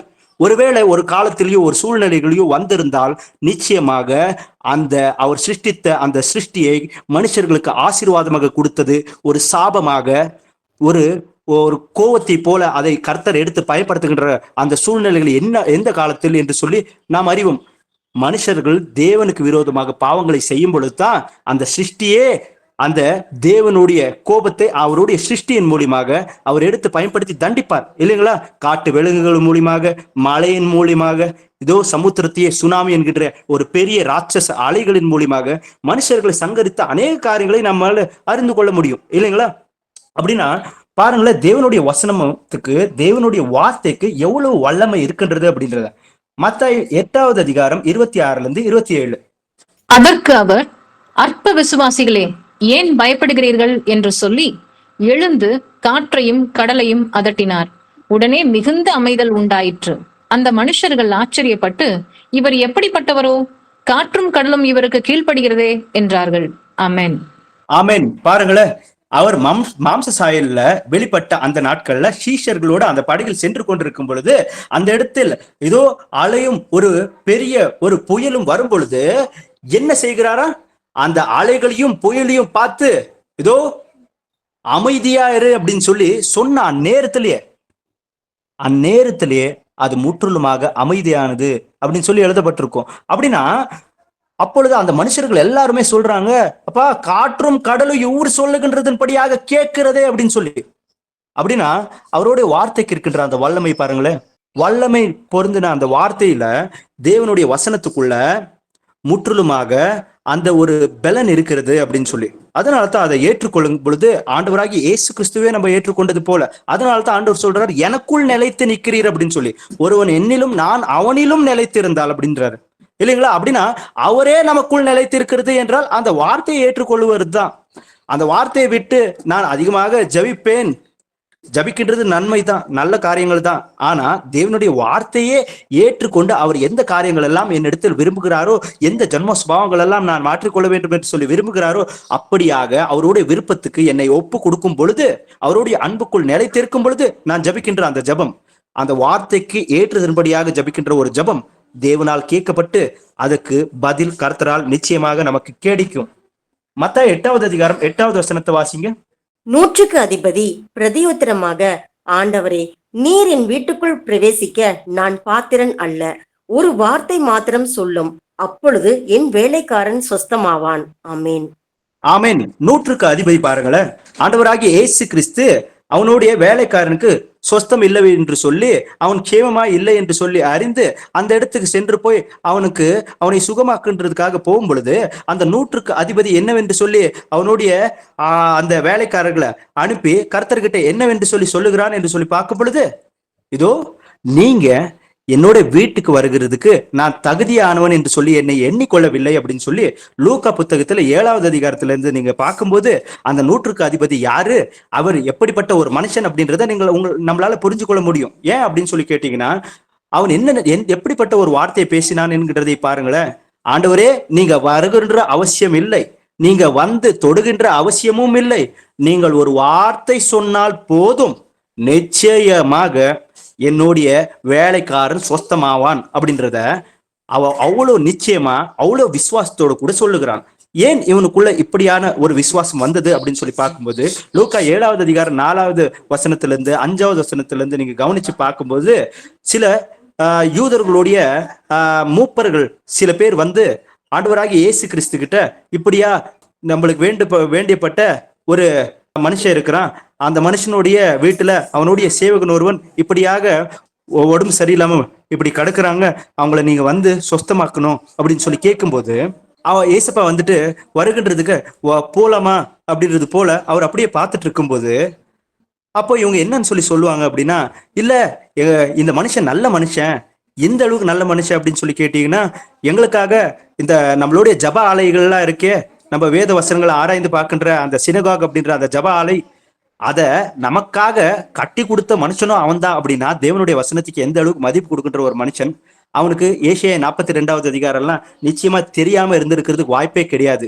இப்படிப்பட்ட வார்த்தைகளை இவன் பேசுகிறான் என்கின்றால், இதோ தேவனுடைய வேத வசனங்களை ஆராய்ந்து பார்க்கின்ற ஒரு ஜப ஆலையை கட்டி கொடுத்த ஒரு மனுஷனாக இவன் இருக்கிறான் என்றால், இதோ யூதர்களோடு இவ்வளோ ஒரு அன்புக்கு பாத்திரவானாக இருக்கின்றான் என்றால், இவன் நிச்சயமாக தேவன் யார் என்கின்றதை ஒரு புறஜாதி மனுஷன் உணர்ந்து அறிந்து அவருடைய வேல்யூ மதிப்பு என்ன என்கின்றத, அவருடைய வல்லமை என்ன என்கின்றத, அவருடைய ஒரே ஒரு வார்த்தைக்கு உண்டான அந்த மதிப்பை அவன் முற்றிலுமா அறிஞ்சிருந்தான்.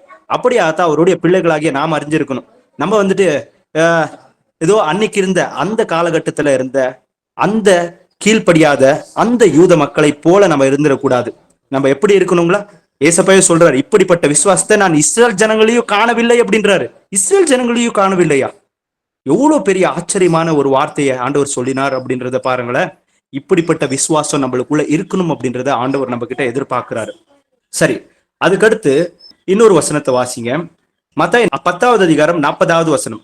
உங்களை ஏற்றுக்கொள்ளுகிறவன் என்னை ஏற்றுக்கொள்ளுகிறான், என்னை ஏற்றுக்கொள்ளுகிறவன் என்னை அனுப்பினவரை ஏற்றுக்கொள்ளுகிறான். ஆமேன். ஆமேன். ஏசப்பா இந்த இடத்துல பாருங்களேன், உங்களை ஏற்றுக்கொள்ளுகிறவன் என்னை ஏற்றுக்கொள்ளுகிறவனாக இருக்கிறான், என்னை ஏற்றுக்கொள்ளுகிறவன் என்னை அனுப்பி வைத்தவரையே ஏற்றுக்கொள்ளுகிறவனாக இருக்கிறான் அப்படின்னு சொல்லி சொல்றாரு. இதே வசனத்தையே ஏற்றுக்கொள்ளுகிறது என்கிறால் என்ன என்கிறதுக்கு உண்டான அந்த விளக்கத்தை நம்ம லூக்கா 10வது அதிகாரம் 16வது வசனத்துல பார்க்கும்போது, உங்க வார்த்தையை கேட்கிறவன் என்னுடைய வார்த்தையை கேட்கின்றவனாக இருக்கிறான், உங்களை அசட்டை செய்கின்றவன் என்னை அசட்டை செய்கின்றவனாக இருக்கிறான் அப்படின்னு சொல்லி எழுதப்பட்டிருக்கும். அப்படின்னா அவர்களை அங்கீகரிப்பது, ஆண்டவராகிய இயேசு கிறிஸ்துவோடைய சீஷர்களை ஏற்றுக்கொள்வது என்கின்றது, அவர்களுடைய வார்த்தைகளை ஏற்றுக்கொள்ளுகின்றது தான் அவர்களை ஏற்றுக்கொள்வது.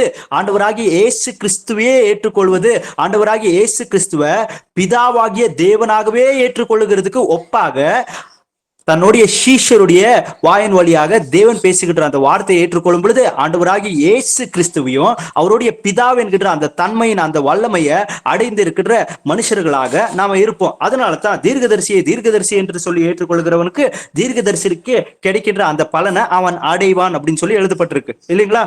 ஆனா அநேகர் யோவான் ஸ்நானிகனையே ஆண்டவராகிய இயேசு கிறிஸ்துவுக்கு முன்பதாக சென்று போய் அவருடைய வழிகளை ஆயத்தப்படுத்துகின்ற ஒரு மனுஷனாக யோவான் ஸ்நானிகன் இருந்த அந்த நாட்கள்ல அவனையே தீர்க்கதரிசி என்று சொல்லி அவனுடைய வாய் வார்த்தைகள் மூலியமாக கேட்டு அவர்கள் ஏற்றுக்கொள்ளவில்லை. ஆனா ஏற்றுக்கொள்ளாத காரணத்தினால அதனால வந்துட்டு இல்லப்பா இவங்க தேவனுடைய பிள்ளைகள் தான் அப்படின்ற ஒரு அங்கீகரிப்பு கிடைச்சிருங்களா அப்படின்னு சொல்லி கேட்டீங்கன்னா இல்ல. தேவன் யார் மூலியமாக பேசும் பொழுது அந்த வார்த்தையை நிதானித்து அது கர்த்தருடைய வார்த்தை தானா என்கிறதை தேவனுடைய வசனத்தின் மூலமாக அறிந்து கொண்டு அதை ஏற்றுக்கொள்ள வேண்டும். ஏற்றுக்கொள்ளும் பொழுது அது கர்த்தராகிய இயேசு கிறிஸ்துவை ஏற்றுக்கொண்டது போல அப்படின்னு சொல்லி இயேசுவாவே சொல்லியிருக்கிறாரு. மத்தாய் 1வது அதிகாரம் 22வது வசனத்தை வாசிங்க. தீர்க்கதரிசியின் மூலமாய் கர்த்தராலே உரைக்கப்பட்டது நிறைவேறும்படி இதெல்லாம் நடந்தது. ஆமென். ஆமென். தீர்க்கதரிசியின் வழியிலாக இதோ ஆண்டவர் பேசின இந்த எல்லா வார்த்தைகளும் நிறைவேறும்படியாகத்தான் இது நடந்தது அப்படின்னு சொல்லி எழுதப்பட்டிருக்கு. அப்படின்னா தீர்க்கதரிசியின் மூலியமாக பேசினது அப்படின்னா ஏசியா புத்தகத்துல ஏசையா உரைக்கிறான் அப்படின்னு சொல்லி எழுதப்பட்டிருந்துச்சுன்னா அங்க பேசுகின்ற அந்த வார்த்தை ஏசையா பேசினான் என்று சொல்லி அதை அப்படி நிர்ணயித்திடக்கூடாது. அது யார் பேசினார் அப்படின்னு சொல்லி அதை நம்ம வந்துட்டு ஏற்றுக்கொள்ளணுங்களா? இல்ல. இது தீர்க்கதரிசியின் மூலியமாக அவர்களுடைய முகாந்திரமாக ஆண்டவராகி இயேசு கிறிஸ்துவே பிதாவாகிய தேவனே பேசி கொண்டிருக்கிறார் என்கிறதை போலத்தான் ஒவ்வொரு வசனங்களையும் நம்ம ஏற்றுக்கொள்ளணும். அதனாலதான் நீங்க மத்தாய் புத்தகத்துல பார்க்கும்போது முழுசாவே இதோ இப்படியாக தீர்க்கதரிசியின் மூலியமாக பேசின இந்த வார்த்தை, தீர்க்கதரிசியின் மூலியமாக கர்த்தர் உரைத்த வார்த்தை மூலியமாக அப்படின்றது போலத்தான் வந்துட்டு இருக்கும். இப்படியேதான் எழுதியிருப்பார். மத்தாய் ஆண்டவராகிய இயேசு கிறிஸ்து அப்படியே அவர் வந்துட்டு போகும்போது இவர் வந்துட்டு ஆயக்காரனாகிய மத்தாயுவாக இருக்கிறதுனால அவர் அப்படியே அந்த ஆயக்கார வேலையை செய்து கொண்டு அமர்ந்திருக்கும் போது ஆண்டவர் என்னை பின்பற்றி வா அப்படின்னும் போது அவன் எல்லாத்தையும் விட்டு ஆண்டவர் பின்னாடி போயிட்டான் அப்படின்னு சொல்லித்தான் நம்மளுக்கு தெரியும். ஆனா அவனுக்கு உண்டான அந்த ஞானம் கர்த்தரை குறித்ததான அந்த ஒரு ஞானமும் அந்த ஒரு பயமும் எந்த அளவுக்கு இருந்திருக்கின்றது, ஏன் கர்த்தரை பின்பற்றி போனான், எல்லாவற்றையும் விற்று அவன் செய்து கொண்டிருக்கின்ற அந்த ஆயக்கார வேலையும் அந்நேரத்தையே விட்டு அவன் புறப்பட்டு போகின்றதுக்கு உண்டான காரணம் என்ன? அவன் தான் இந்த வார்த்தைகளை கர்த்தருடைய ஆவியானவருடைய உதவினாலும் அவருடைய ஏவுதலினாலும் எழுதுகிறான். அப்படி என்றால் அவனுக்கு கர்த்தரை குறித்ததான புரிந்து கொள்ளுதல் எந்த அளவுக்கு இருந்தது என்கிறதையும் ஏசையா தீர்க்கதரிசியின் மூலியமாக இப்படியாக நடந்தது, சங்கீத புத்தகங்களில் அவரை குறித்து எழுதின அந்த வார்த்தைகள் இப்படியாக நிறைவேறுது அப்படின்னு சொல்லி எல்லா இடத்துலயும் எழுதி வைத்திருப்பார். அநேக இடங்கள்ல மத்தாய் புத்தகத்துல நம்ம பார்க்கும்போது மத்தாய் வழியா ஏசப்பா இந்த எல்லா காரியங்களையும் எழுதி வைத்திருக்கிறார். அப்படின்னா நம்மளுக்கு இந்த காரியங்கள் மூலியமா என்ன சொல்ல வராரு அப்படின்னா, ஒரு மனுஷனும் மறைத்து கொண்டு பேசும் பொழுது அவர் வழியாக பேசுகின்றது யாரா?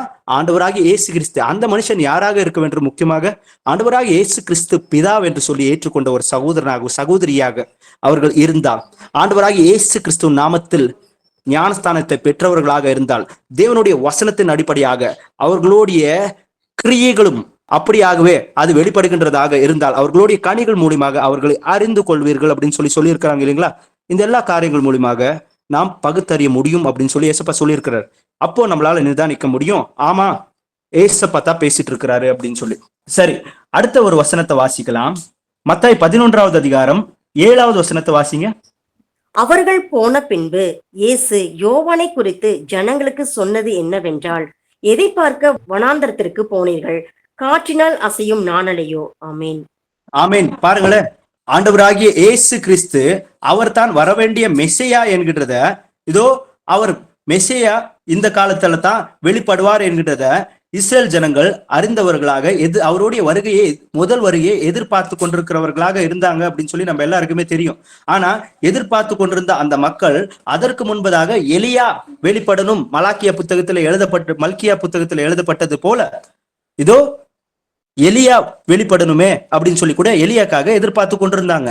ஆனா வரவேண்டிய எலியா யோவான் ஸ்நானிகன் தான் அப்படின்னு சொல்லி ஆண்டவராகிய இயேசு கிறிஸ்துவே சொல்லி இருக்கிறத நம்ம பாக்குறோம். அப்படியே லூக்கா புத்தகத்திலேயோ இதோ எழுதப்பட்டிருக்கு, பிதாக்களுடைய இருதயத்தை பிள்ளைகளின் இடத்துக்கும் அதுக்கடுத்து பிடிவாதம் பிடித்திருக்கிற அப்படிப்பட்டவர்களுடைய அந்த அப்படிப்பட்ட மனுஷர்களை நீதிமான்களுடைய ஞானத்தின் இடத்துக்கும் அவர் திருப்பி ஆயத்தமா இருக்கிறவர்களை கர்த்தருக்கு ஒப்பு கொடுப்பார் அப்படின்னு சொல்லி. அப்படின்னா பிதாக்களுடைய இருதயத்தை பிள்ளைகள் இடத்துக்கு, நீதிமான்களை இதோ அடம் பிடிக்கின்றவர்களாக பாவத்தில் இருக்கின்ற அப்படிப்பட்ட மனுஷர்களை நீதிமானின் ஞானத்தின் கிட்டையும் திருப்ப அப்படின்னு சொல்லி யாரை குறிச்சு எழுதப்பட்டிருக்கு? யோவான் ஸ்நானிகனை பத்தி தான். அவர் கர்த்தருடைய கர்த்தருக்கு முன்பதாக சென்று போய் அவருடைய வழிகளை ஆயத்தப்படுத்துகின்றவராக யோவான் ஸ்நானிகன் இருப்பார். சென்று போய் என்ன செய்தார் அப்படின்னு சொல்லி பார்க்கும் பொழுது, இதுதான் கர்த்தருடைய பாதை, நீங்க நடந்து கொண்டிருக்கின்ற இப்படிப்பட்ட நடக்கைகளை விட்டு நீங்கள் மனம் திரும்புகள் அப்படின்னு சொல்லி எப்படியெல்லாம் மனம் திரும்ப வைத்தாரு அப்படின்னு சொல்லி நம்ம லூக்கா 3வது அதிகாரத்துல கவனிச்சு பார்க்க முடியும். அந்த இடத்துல எழுதப்பட்டிருக்கும் இல்லைங்களா, நாங்கள் என்ன செய்ய வேண்டும் அப்படின்னு சொல்லி அவங்க கேட்ட நேரத்திலே அவர் என்னவென்று சொல்லுவார்?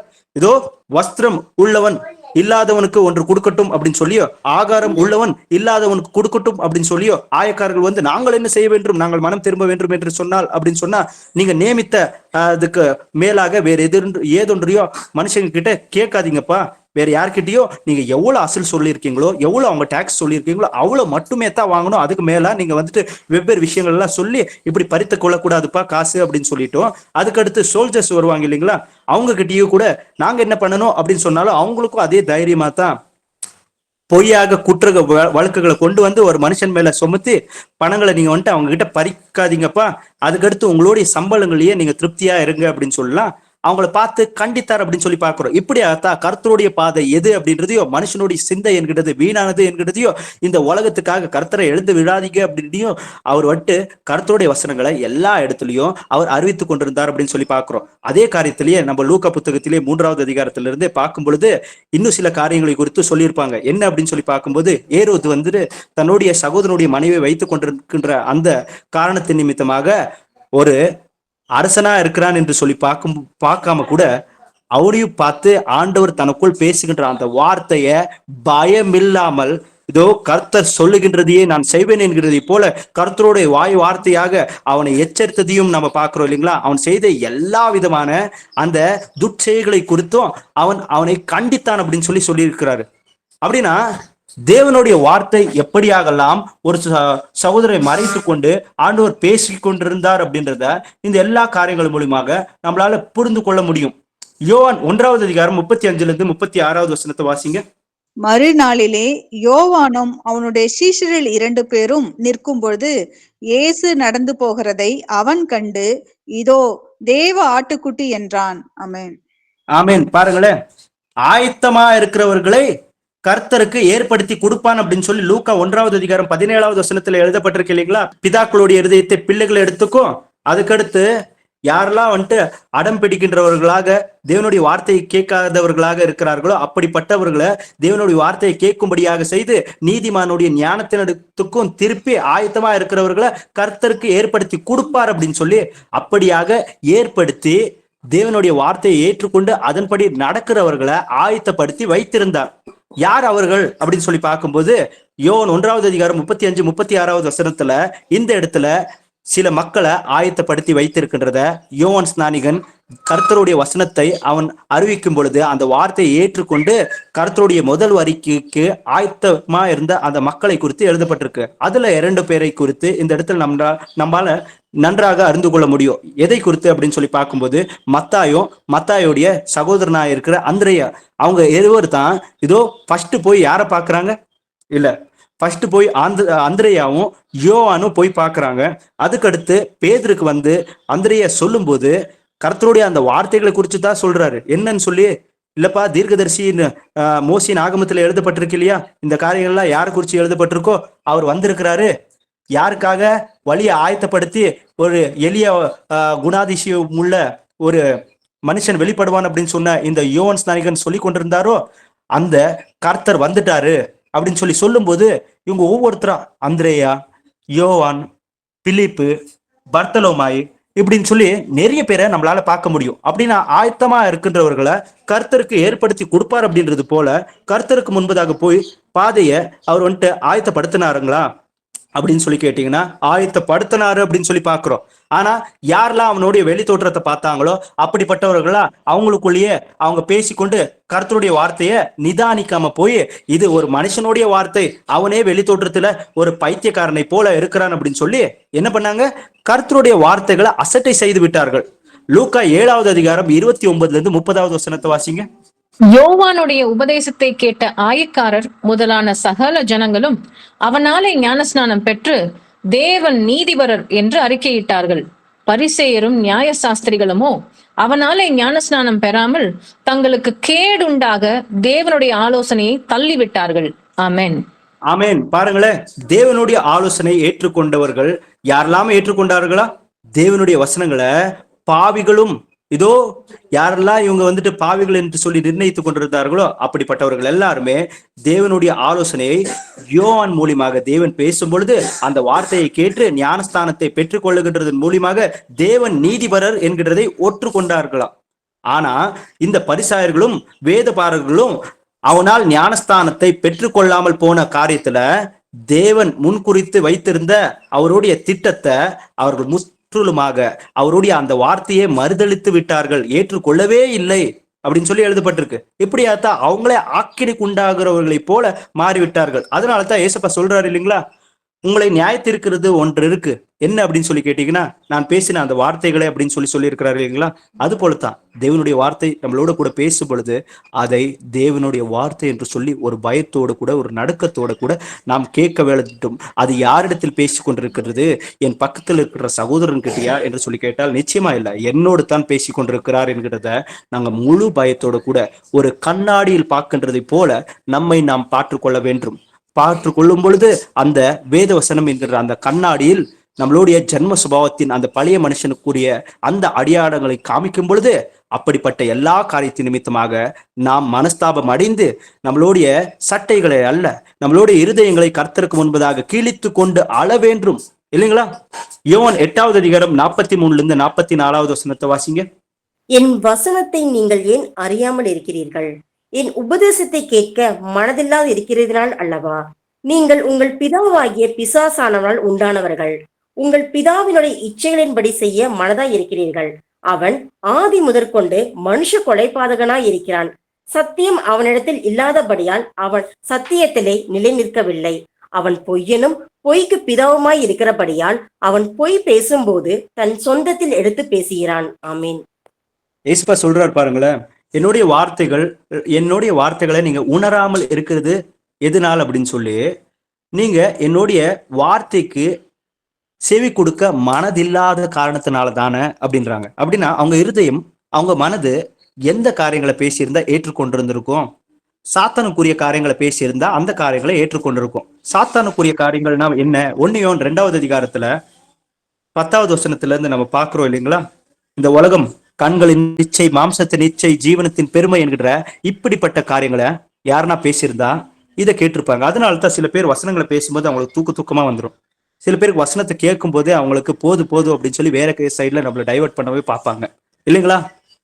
இப்படியாத்தான் அந்த காலத்துல வெளி தோற்றத்துல வெள்ளை அடிக்கப்பட்ட ஒரு வெள்ளி ஜோலியமா அவங்க தங்களை தெரிவிச்சுக்கிட்டாங்க. ஆனா ஆண்டவருக்கு முன்னாடி அவங்க வெள்ளை அடிக்கப்பட்ட ஒரு கல்லறை போல இருந்தாங்க. அதனால தான் இந்த இடத்துல என்னுடைய வார்த்தை கேட்க மனதில்லாத காரணத்தினால அல்லவா அப்படின்னு சொல்லி சொன்ன பிறகு நீங்க உங்களுடைய தகப்பன் பிசாசு அப்படின்னு சொல்லி நீங்க பிசாசினால் உண்டானவர்களா இருக்கீங்க.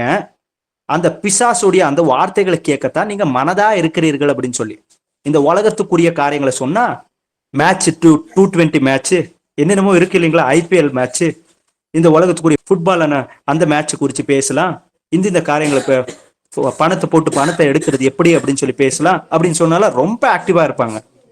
ஆனா தேவனுடைய வார்த்தையை குறித்து அவருக்கு அடுத்து இந்த சரீரத்தை விட்டு பிரிந்த பின்பு அவங்களுக்கு கிடைக்க போற அந்த நித்திய ஜீவனத்தை குறித்து அவங்களுக்கு எந்த விதமான அந்த தாகமும் வாஞ்சியும் கர்த்தர் எதை என்ன இடத்திலிருந்து எதிர்பார்க்கிறார் அதை நான் தெரிந்து கொள்ள வேண்டும் என்கிறத எந்த காரியங்களை குறித்தும் அவங்களுக்கு கொஞ்சம் கூட அந்த வாஞ்சி இருக்காது, தாகமும் இருக்காது.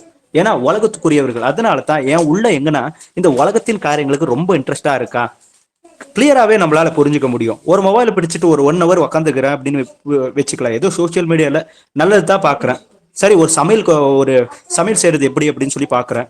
ஒரு 1 hour நான் சமையல் செய்யறது வெவ்வேறு சமையலா, இவங்க சரியா செய்யல அவங்க சரியா செய்யல, இது நல்லா இருக்கு அதுல நிறைய ஐட்டம்ஸ் போட்டாங்க இதுல கம்மி ஐட்டம் தான் போட்டாங்க அப்படின்னு சொல்லி எல்லாத்தையும் பார்த்துட்டு இருக்கானா அந்த 1 hour எனக்குள்ள வேற இந்த உலகத்துக்குரிய வேற எந்த கவலையும் வரவே இல்லை. ஆனா வேத வசனத்தை எடுக்கிறேன், எடுத்து வாசிக்கும் போது எனக்குள்ள மைண்ட்ல இல்ல அந்த வேலையை விட்டு வந்துட்டேனே, ஐயோ அதான் பாதியிலே விட்டுட்டேனே, ஐயோ நாளைக்கு இது நடந்துருமோ, ஐயோ நேத்து இப்படி நடந்துச்சே அப்படின்றது போல சில உணர்வுகள் நம்மளுடைய மைண்ட்ல தாட்ஸ்ல வருதுங்களா? பிசாசு தான். என் இருதயம் எங்கேயோ உலகத்துக்குரிய இருதயமா மாறிட்டு வந்துட்டு இருக்கு. இல்லப்பா, உலகத்துக்குரிய சில காரியத்தை பண்ணும்போது எனக்குள்ள கொஞ்சம் நேரம் கூட எனக்குள்ள எப்படிப்பட்ட தாட்ஸும் வரல. வசனத்தை எடுத்து வாசிக்க உக்காந்த நேரத்திலேயே எனக்குள்ள அப்படியே இந்த எல்லா சிந்தையும் அழுத்துது. இல்லைன்னா அவங்க கிட்ட பேசின அந்த வார்த்தை என் காதுல அப்படியே கேக்குதுன்னா அது பிசாசு தான். என் இருதயம் எங்கன்னா பிசாசுக்கு பிடித்த ஒரு இருதயமா, பிசாசு உள்ள நுழையிறதுக்கு ஒரு சுலபமா இருக்கிற ஒரு இருதயமா மாறிடுச்சா? கர்த்தருடைய வார்த்தைக்கு இருதயமா கடினப்பட்டு போயிருக்கோ? ஏன்னா அவருடைய வார்த்தையை பிடிக்காத சப்ஜெக்ட் பசங்களுக்கு யாருக்குமே எடுத்து பாருங்களேன். கொஞ்ச நேரத்துல சொல்லுவாங்க, இதை அம்மா இது கை வலிக்குது, கால் வலிக்குது, இதை ஒரு நிமிஷம் அவங்க கூப்பிடுறாங்க, இது சரி செஞ்சுட்டு வந்துடுவேன் அப்படின்வாங்க. அது போலத்தான் நம்மளோட இருதயம் கர்த்தருக்கு முன்பதாக இருக்கிறதா அப்படின்னு சொல்லி நம்மை நாமே நிதானித்து அறியணும். 1 கொரிந்தியர் 15வது அதிகாரம் 19வது வசனத்தை வாசிங்க. இம்மைக்காக மாத்திரம் நாம் கிறிஸ்துவின் மேல் நம்பிக்கை உள்ளவர்களாய் இருந்தால் எல்லா மனுஷரை பார்க்கிலும் பரிதபிக்கப்படத்தக்கவர்களாய் இருப்போம். ஆமென். ஆமேன்.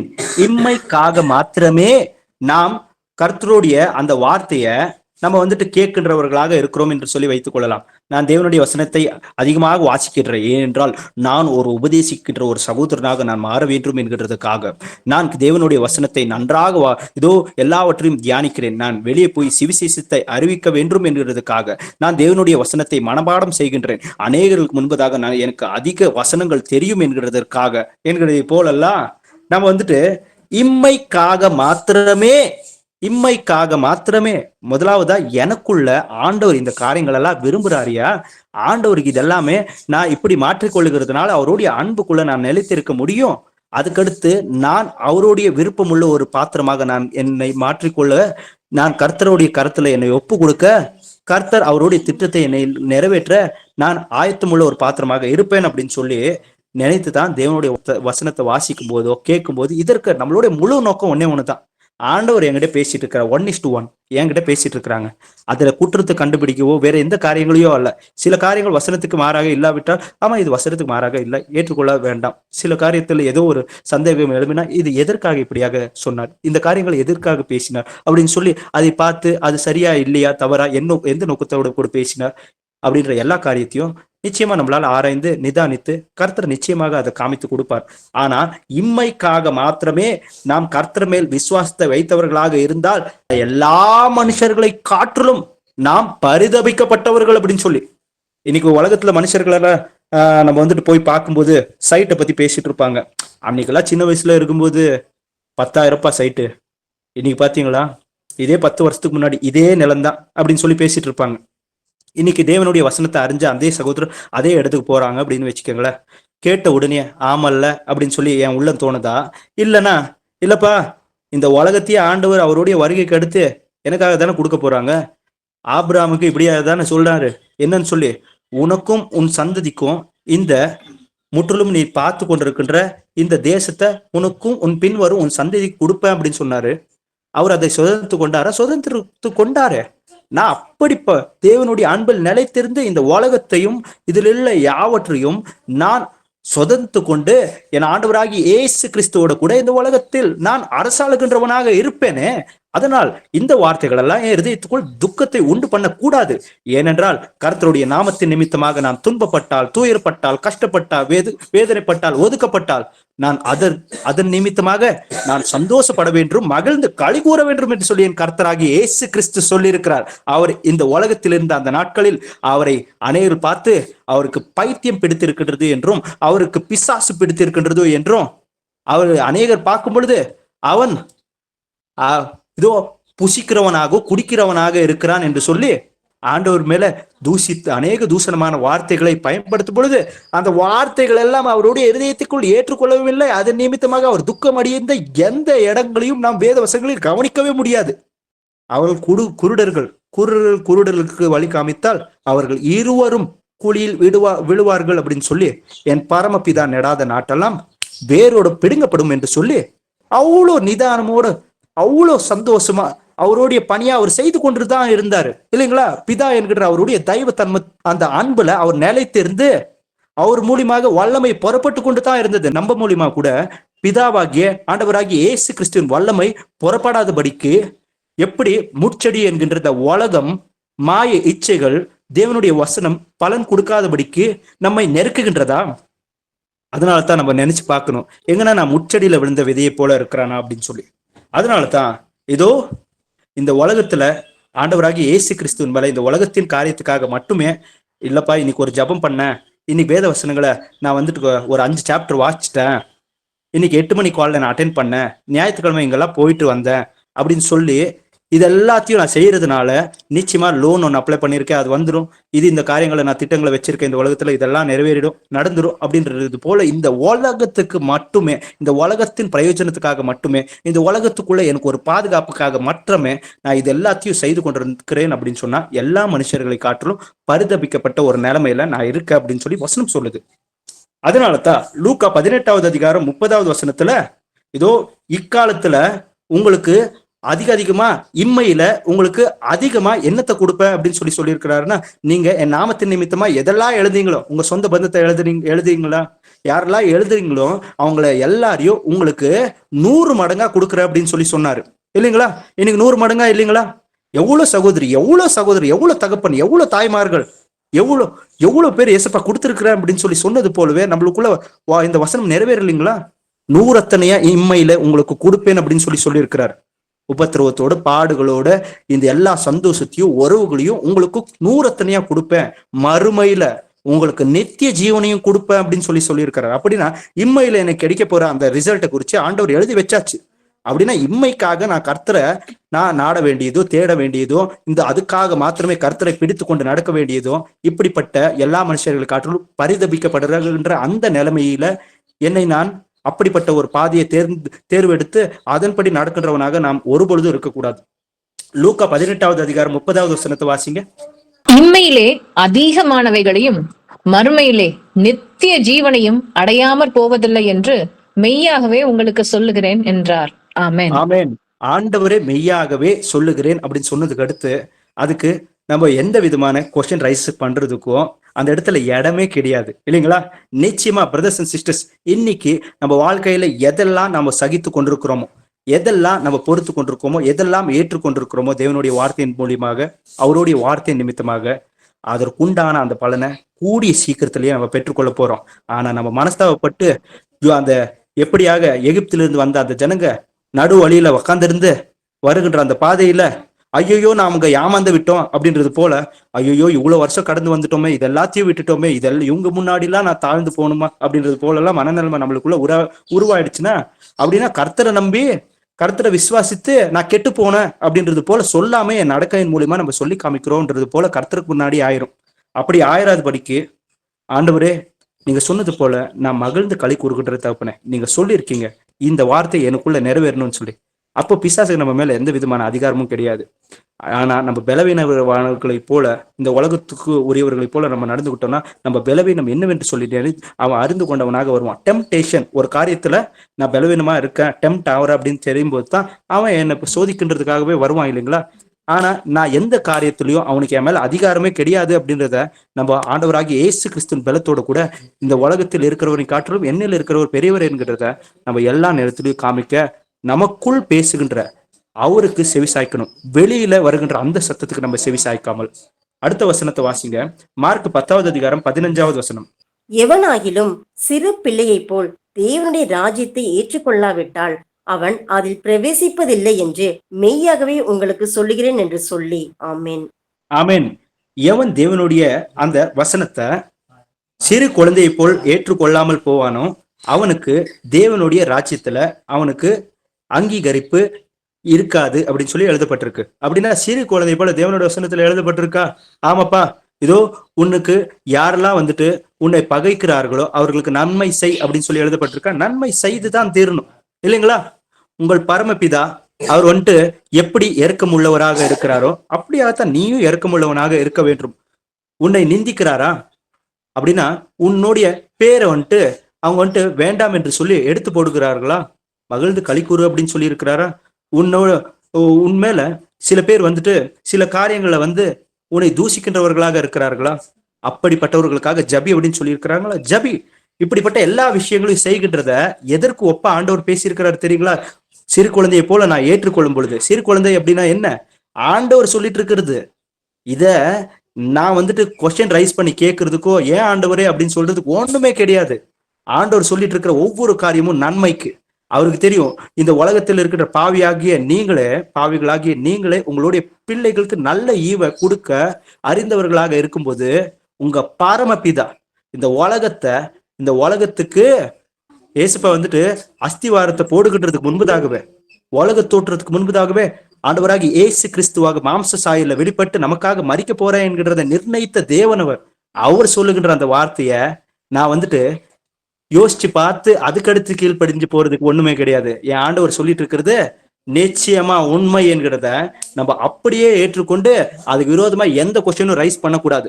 ஒருவேளை நம்ம பாதிய அது சில நம்மளுடைய ஆசைகளை அந்த வார்த்தையை நெருக்குகின்றது, அந்த வார்த்தை என்னை குத்துகின்றது போல இருக்கு, அது எனக்கு பாரமா இருக்கு அப்படின்னா, அது பாரம் செய்கின்ற அந்த ஆசைகள் எதுவும் சின்ன வயசுல இருந்து நம்மளுடைய ஆம்பிஷனை கூட இருந்தா அதை முற்றிலுமா வேரோட பிடுங்கி போட்டுடலாம், ஆண்டவருடைய கரத்தை பிடிச்சுக்கலாம். ஒருவேளை ஆம்பிஷன் பின்னாடி போனா, அதன் பின்னாடி போனா நம்ம அதுக்கு அடுத்து என்ன நடக்கும் அப்படின்றது ஆண்டவருக்கு தெரியும். பணக்காரனுக்கே இந்த உலகத்துக்குரிய எந்த காரியங்களும் நம்ம அடியணும் அப்படின்னு சொல்லி போனாலும் அது கடைசி அதோட முடிவுல நம்ம பார்க்கும்போது ஒரு பணக்காரனா மாறணும் அப்படின்ற அந்த காரியத்தான். பணக்காரனையே ஐஸ்வர்யானையே பார்த்து ஆண்டவர் சொன்னது, உனக்கு உண்டான யாவற்றையும் வித்து எனக்கு ஏழைகளுக்கு கொடுத்து என்னை பின்பற்றி வான்னு சொல்லி. அப்படின்னா இதை அடிகின்றதுக்காக எதற்காக நான் அவர் பின்னாடி போனோம், அவரை அடிகின்றது தான் என்னுடைய லட்சியம் அப்படின்றத நம்மளுடைய இருதயத்துக்குள்ள நிர்ணயித்துக் கொள்ள வேண்டும். ஏனென்றால் ரெவலேஷன் வெளிப்படுத்தல் 19வது அதிகாரம் 9வது வசனத்தை வாசிங்க. பின்னும் அவன் என்னை நோக்கி, ஆட்டுக்குட்டியானவரின் கல்யாண விருந்துக்கு அழைக்கப்பட்டவர்கள் பாக்கியவான்கள் என்றெழுது என்றான். மேலும் இவைகள் தேவனுடைய சத்தியமான வசனங்கள் என்று என்னுடனே சொன்னான். ஆமென். ஆமென். ஆட்டுக்குட்டியானவருடைய திருமண அழைப்புக்கு அழைக்கப்பட்டவர்கள் பாக்கியவான்கள் என்று சொல்லி எழுது அப்படின்னு சொல்லி. எப்படி அழைப்பு? ஆட்டுக்குட்டியானவருடைய திருமணத்துக்கு அழைப்பு நமக்கு எப்படி வந்திருக்கிறது? மலை பிரசங்கத்தின் மூலியமாக வந்திருக்கிறது இல்லைங்களா? ஆண்டவராகிய இயேசு கிறிஸ்து தன்னுடைய நடக்கையின் மூலியமாக காமித்து அதை எப்படியாக நடந்து காமிக்க வேண்டும் என்கின்ற சாட்சிகளாக தேவன் ஏற்படுத்தின அவருடைய சீஷர்கள் என்கிற அந்த சாட்சிகள் இருக்கிறார்களே, அந்த சாட்சிகள் கூட இதோ திருமண அழைப்புக்கு எப்படியாக நம்மை ஆயத்தப்படுத்தி கொள்ள வேண்டும் என்கிறத அந்த திருமண அழைப்பு நமக்கு சொல்லுகின்றது. திருமண அழைப்பு என்றால் தேவனுடைய வார்த்தை இல்லைங்களா? தேவனுடைய வார்த்தையின்படியாக ஒரு மனுஷன் தன்னை அந்த வார்த்தையாகிய ஆண்டவராகிய இயேசு கிறிஸ்துக்கு முன்பதாக தன்னை ஒப்பு கொடுப்பானே, அதுதான் அந்த திருமண அழைப்புக்கு தன்னை ஆயத்தப்படுத்தி இருக்கின்ற ஒரு மனுஷனுக்கு ஒப்பாக நாம இருப்போம். இந்த திருமண அழைப்பை குறித்து வசனத்துல எழுதப்பட்டிருக்கு. மத்தாய் 22வது அதிகாரம் 2வது வசனத்திலையும், லூக்கா 14வது அதிகாரம் 16வது வசனத்திலையும் எழுதப்பட்டிருக்கு. ஆனா இந்த வெளிப்படுத்தல் 19வது அதிகாரம் 9வது வசனத்துல கடைசியில நம்ம பார்க்கும்போது இந்த வார்த்தைகள் தேவனுடைய வசனம் அப்படின்னு சொல்லி எழுதப்பட்டிருக்கும். என்னது? அந்த திருமண அழைப்பு அப்படின்றது தேவனுடைய வசனம் அப்படின்னு சொல்லி எழுதப்பட்டிருக்கு. அப்படின்னா அந்த திருமணத்துக்கு அவருடைய பிள்ளைகளாகிய நாம் ஆயத்தப்படணும் இல்லைங்களா? நாம் தான் மனவாட்டிகள் அப்படின்னு சொல்லி ஆண்டவர் சொல்லி இருக்கிறாரு. அப்படின்னா எப்படி ஆயத்தப்படணும் அப்படின்றதுக்கு நல்ல திருஷ்டாந்தமா ஆண்டவராகிய இயேசு கிறிஸ்து இருக்கிறார். பிதாவின் அன்பில் எப்படி நிலைத்து நிக்கணும் என்கிறத அவர் மாம்சாயில வெளிப்பட்ட அந்த நாட்களில், நான் என் பிதாவுடைய கற்பனைகளை கைகொண்டு நடந்து அவருடைய அன்பில் நிலைத்திருக்கிறது போல நீங்களும் என்னுடைய கட்டளைகளை கைகொண்டு நடந்தால் என்னுடைய அன்பில் நிலைத்திருப்பீர்கள் அப்படின்னு சொல்லி கொடுத்திருக்கிறாரு இல்லைங்களா? அதனால அவர் நான் உங்களை திக்கேற்றவர்களாக விடேன் அப்படின்னு சொல்லி சொன்ன அதே தேவன் நம்மளுக்குள்ள இருக்கிறாரு. அதனால அவருடைய அந்த பலத்த கரத்தின் கீழ் நம்ம என்ன பண்ணணும்? நம்மளை முற்றிலுமா ஒப்பு கொடுத்துடணும். வேற எதை பத்தியும் யோசிக்கிறது வேணாம். அவர் நம்மளோட இருக்க போறார். கர்த்தர் நம் பக்கமா இருந்தா நம்மள யாரால எதிர்க்க முடியும்? யாராலையும் எதிர்க்க முடியாது. நமக்கு நாளைக்கு என்ன நடக்க போகுது? ஒண்ணுமே நடக்க போறது கிடையாது. ஆண்டவருடைய திட்டத்தின்படியாகவே அவர் நம்மளை வழி நடத்தி கொண்டு தான் போய் கொண்டிருப்பார். நமக்கு ஒண்ணுமே ஆகாது இல்லைங்களா? லூக்கா 9வது அதிகாரம் 23வது வசனம். பின்பு அவர் எல்லாரையும் நோக்கி, ஒருவன் என் பின்னே வர விரும்பினால் அவன் தன்னைத்தான் வெறுத்து தன் சிலுவையை அனுதினமும் எடுத்துக்கொண்டு என்னை பின்பற்ற கடவன். ஆமென். ஆமென். ஒருவன் என்னை பின்பற்ற விரும்பினால் அவன் தன்னைத்தான் வெறுத்து என்றால் தேவனுடைய வார்த்தை என்கின்ற அந்த கண்ணாடியில தன்னை பார்த்து கொள்ளும் பொழுது தேவனுடைய வார்த்தை இதுதான் கரை, இதுதான் திரை என்கின்றதை போல எந்த காரியங்களை குறித்து என்னிடத்தில் பேசும் பொழுது அது என்னுடைய சுயம், அது என்னுடைய ஜன்ம சுபாவம் என்றாலும் அந்த சுயத்தை வெறுக்கும் பொழுது, சில காரியங்களை விடும் பொழுது அது பாரமாக இருக்கும். பாரமாக இருந்தாலும் அநேக இடங்களில் தேவனுடைய வசனங்களை ஏற்றுக்கொண்டு நடக்கும் பொழுது ஏற்றுக்கொள்ளாதவர்கள் நிமித்தமாக சில துன்பமும் துயரமும் வேதனைகளும் அடியும் பொழுது அனுதினமும் அந்த சிலுவையை, அனுதினமும் என்று சொல்லி இந்த இடத்துல லூக்கா புத்தகத்துல தான் எழுதப்பட்டிருக்கும். அனுதினமும் அப்படின்னு சொல்லி எவ்ரிடே நம்ம வந்துட்டு அந்த சிலுவையை சுமந்து கொண்டு அவரை பின்பட வேண்டும் அப்படின்னு சொல்லி இருக்கிறாரு. அதுக்கடுத்து யோவான் 12வது அதிகாரம் 25வது வசனத்திலையும் சொல்லி இருக்கிறாரு. என்னது? இந்த உலகத்துல தன்னுடைய ஜீவனை வெறுக்கின்றவன் அப்படின்னு சொல்லி எழுதப்பட்டிருக்கு. இந்த உலகத்தில் ஜீவனை வெறுக்க வேண்டும் அப்படின்னு சொல்லி இருக்கிறாரு. இந்த உலகத்தின் நேசித்து இந்த ஜீவனை காத்துக்கொள்ள விரும்புகின்றவன் அதை எழுந்து போவான் அப்படின்னு சொல்லி இருக்கிறார். கோதுமை மணியானது மண்ணில் விழுந்து மறிக்காமல் போனால் அது தனியாக கிடக்கும், ஆனா மறித்ததே ஆனால் மிகுந்த பலன்களை கொடுக்கும். நம்ம ஒருத்தர் நம்மள ஒப்பு கொடுக்கின்றது மூலியமா ஆபிரகாம் என்கின்ற ஒரு கடுகு எப்படியாக ஒரு மரமாக வளர்ந்து அநேகர்களுக்கு நிழலை கொடுக்கின்றதாக மாறினதோ அப்படியாகத்தான் நம்மளுடைய விசுவாசமும் நாமும் தேவனுடைய வார்த்தைக்கு முன்பதாக நம்மை தாழ்த்தும் பொழுது அந்த வார்த்தையாகி ஜீவனாகி அந்த தேவன் நமக்குள் வந்து நம்மை வெளிச்சமாக மாற்றி விடுவார் அப்படின்னு சொல்லி வேதவசனத்துல எழுதப்பட்டிருக்கு. அதனால இதோ கேட்கிறதுக்கு காதுள்ளவன் கேட்க கடவன் என்று சொன்னதன்படியாகவே தேவன் சொன்ன அந்த வார்த்தைகளை எப்படியாக கேட்க வேண்டும், யாரெல்லாம் பேசும் பொழுது கேட்க வேண்டும், கேட்கறதன் மூலியமாக நமக்கு என்னெல்லாம் பயன் கிடைக்கும் என்கிற எல்லா காரியங்களையும் இந்த பைபிள் ஸ்டடி மூலியமா நம்ம தெரிஞ்சுக்கிட்டோம். ஓகே, ஒரு ஃபைனல் பிரேயரை நானே ஒப்பு கொடுத்து ஒரு ப்ரே பண்ணிடுறேன். ஸ்தோத்திர ஏசுப்பா, சர்வ வல்லமையுள்ள தேவனாகிய கர்த்தரே, ராஜாதி ராஜாவே, வானத்துக்கும் பூமிக்கும் ஆண்டவரே. ஏசுப்பா, இதோ ராஜா, இந்த இரவு நேரத்துல உமது பிள்ளைகளாகி எங்களிடத்தில் நீர் உம்முடைய வார்த்தையை கொண்டு அப்பா எங்களோட கூட பேசினீர். நீர் பேசுகிற ஒவ்வொரு வார்த்தைக்காக, நீர் பேசின ஒவ்வொரு வார்த்தைக்காக உமக்கு நன்றி செலுத்துகிறேன் ராஜா. என் ஆண்டவர் ஆகிய கர்த்தரே, இவ்வளவு நாள் ராஜா அப்பா நாங்க அறிஞ்சோ அறியாமலோ தெரிஞ்சோ தெரிந்து கொள்ளாமலோ அப்பா அநேக காரியங்களில் ராஜா உம்முடைய வசனங்களை கர்த்தாவே அசட்டை செய்கின்றவர்களாக நாங்கள் இருந்தோம் ராஜா.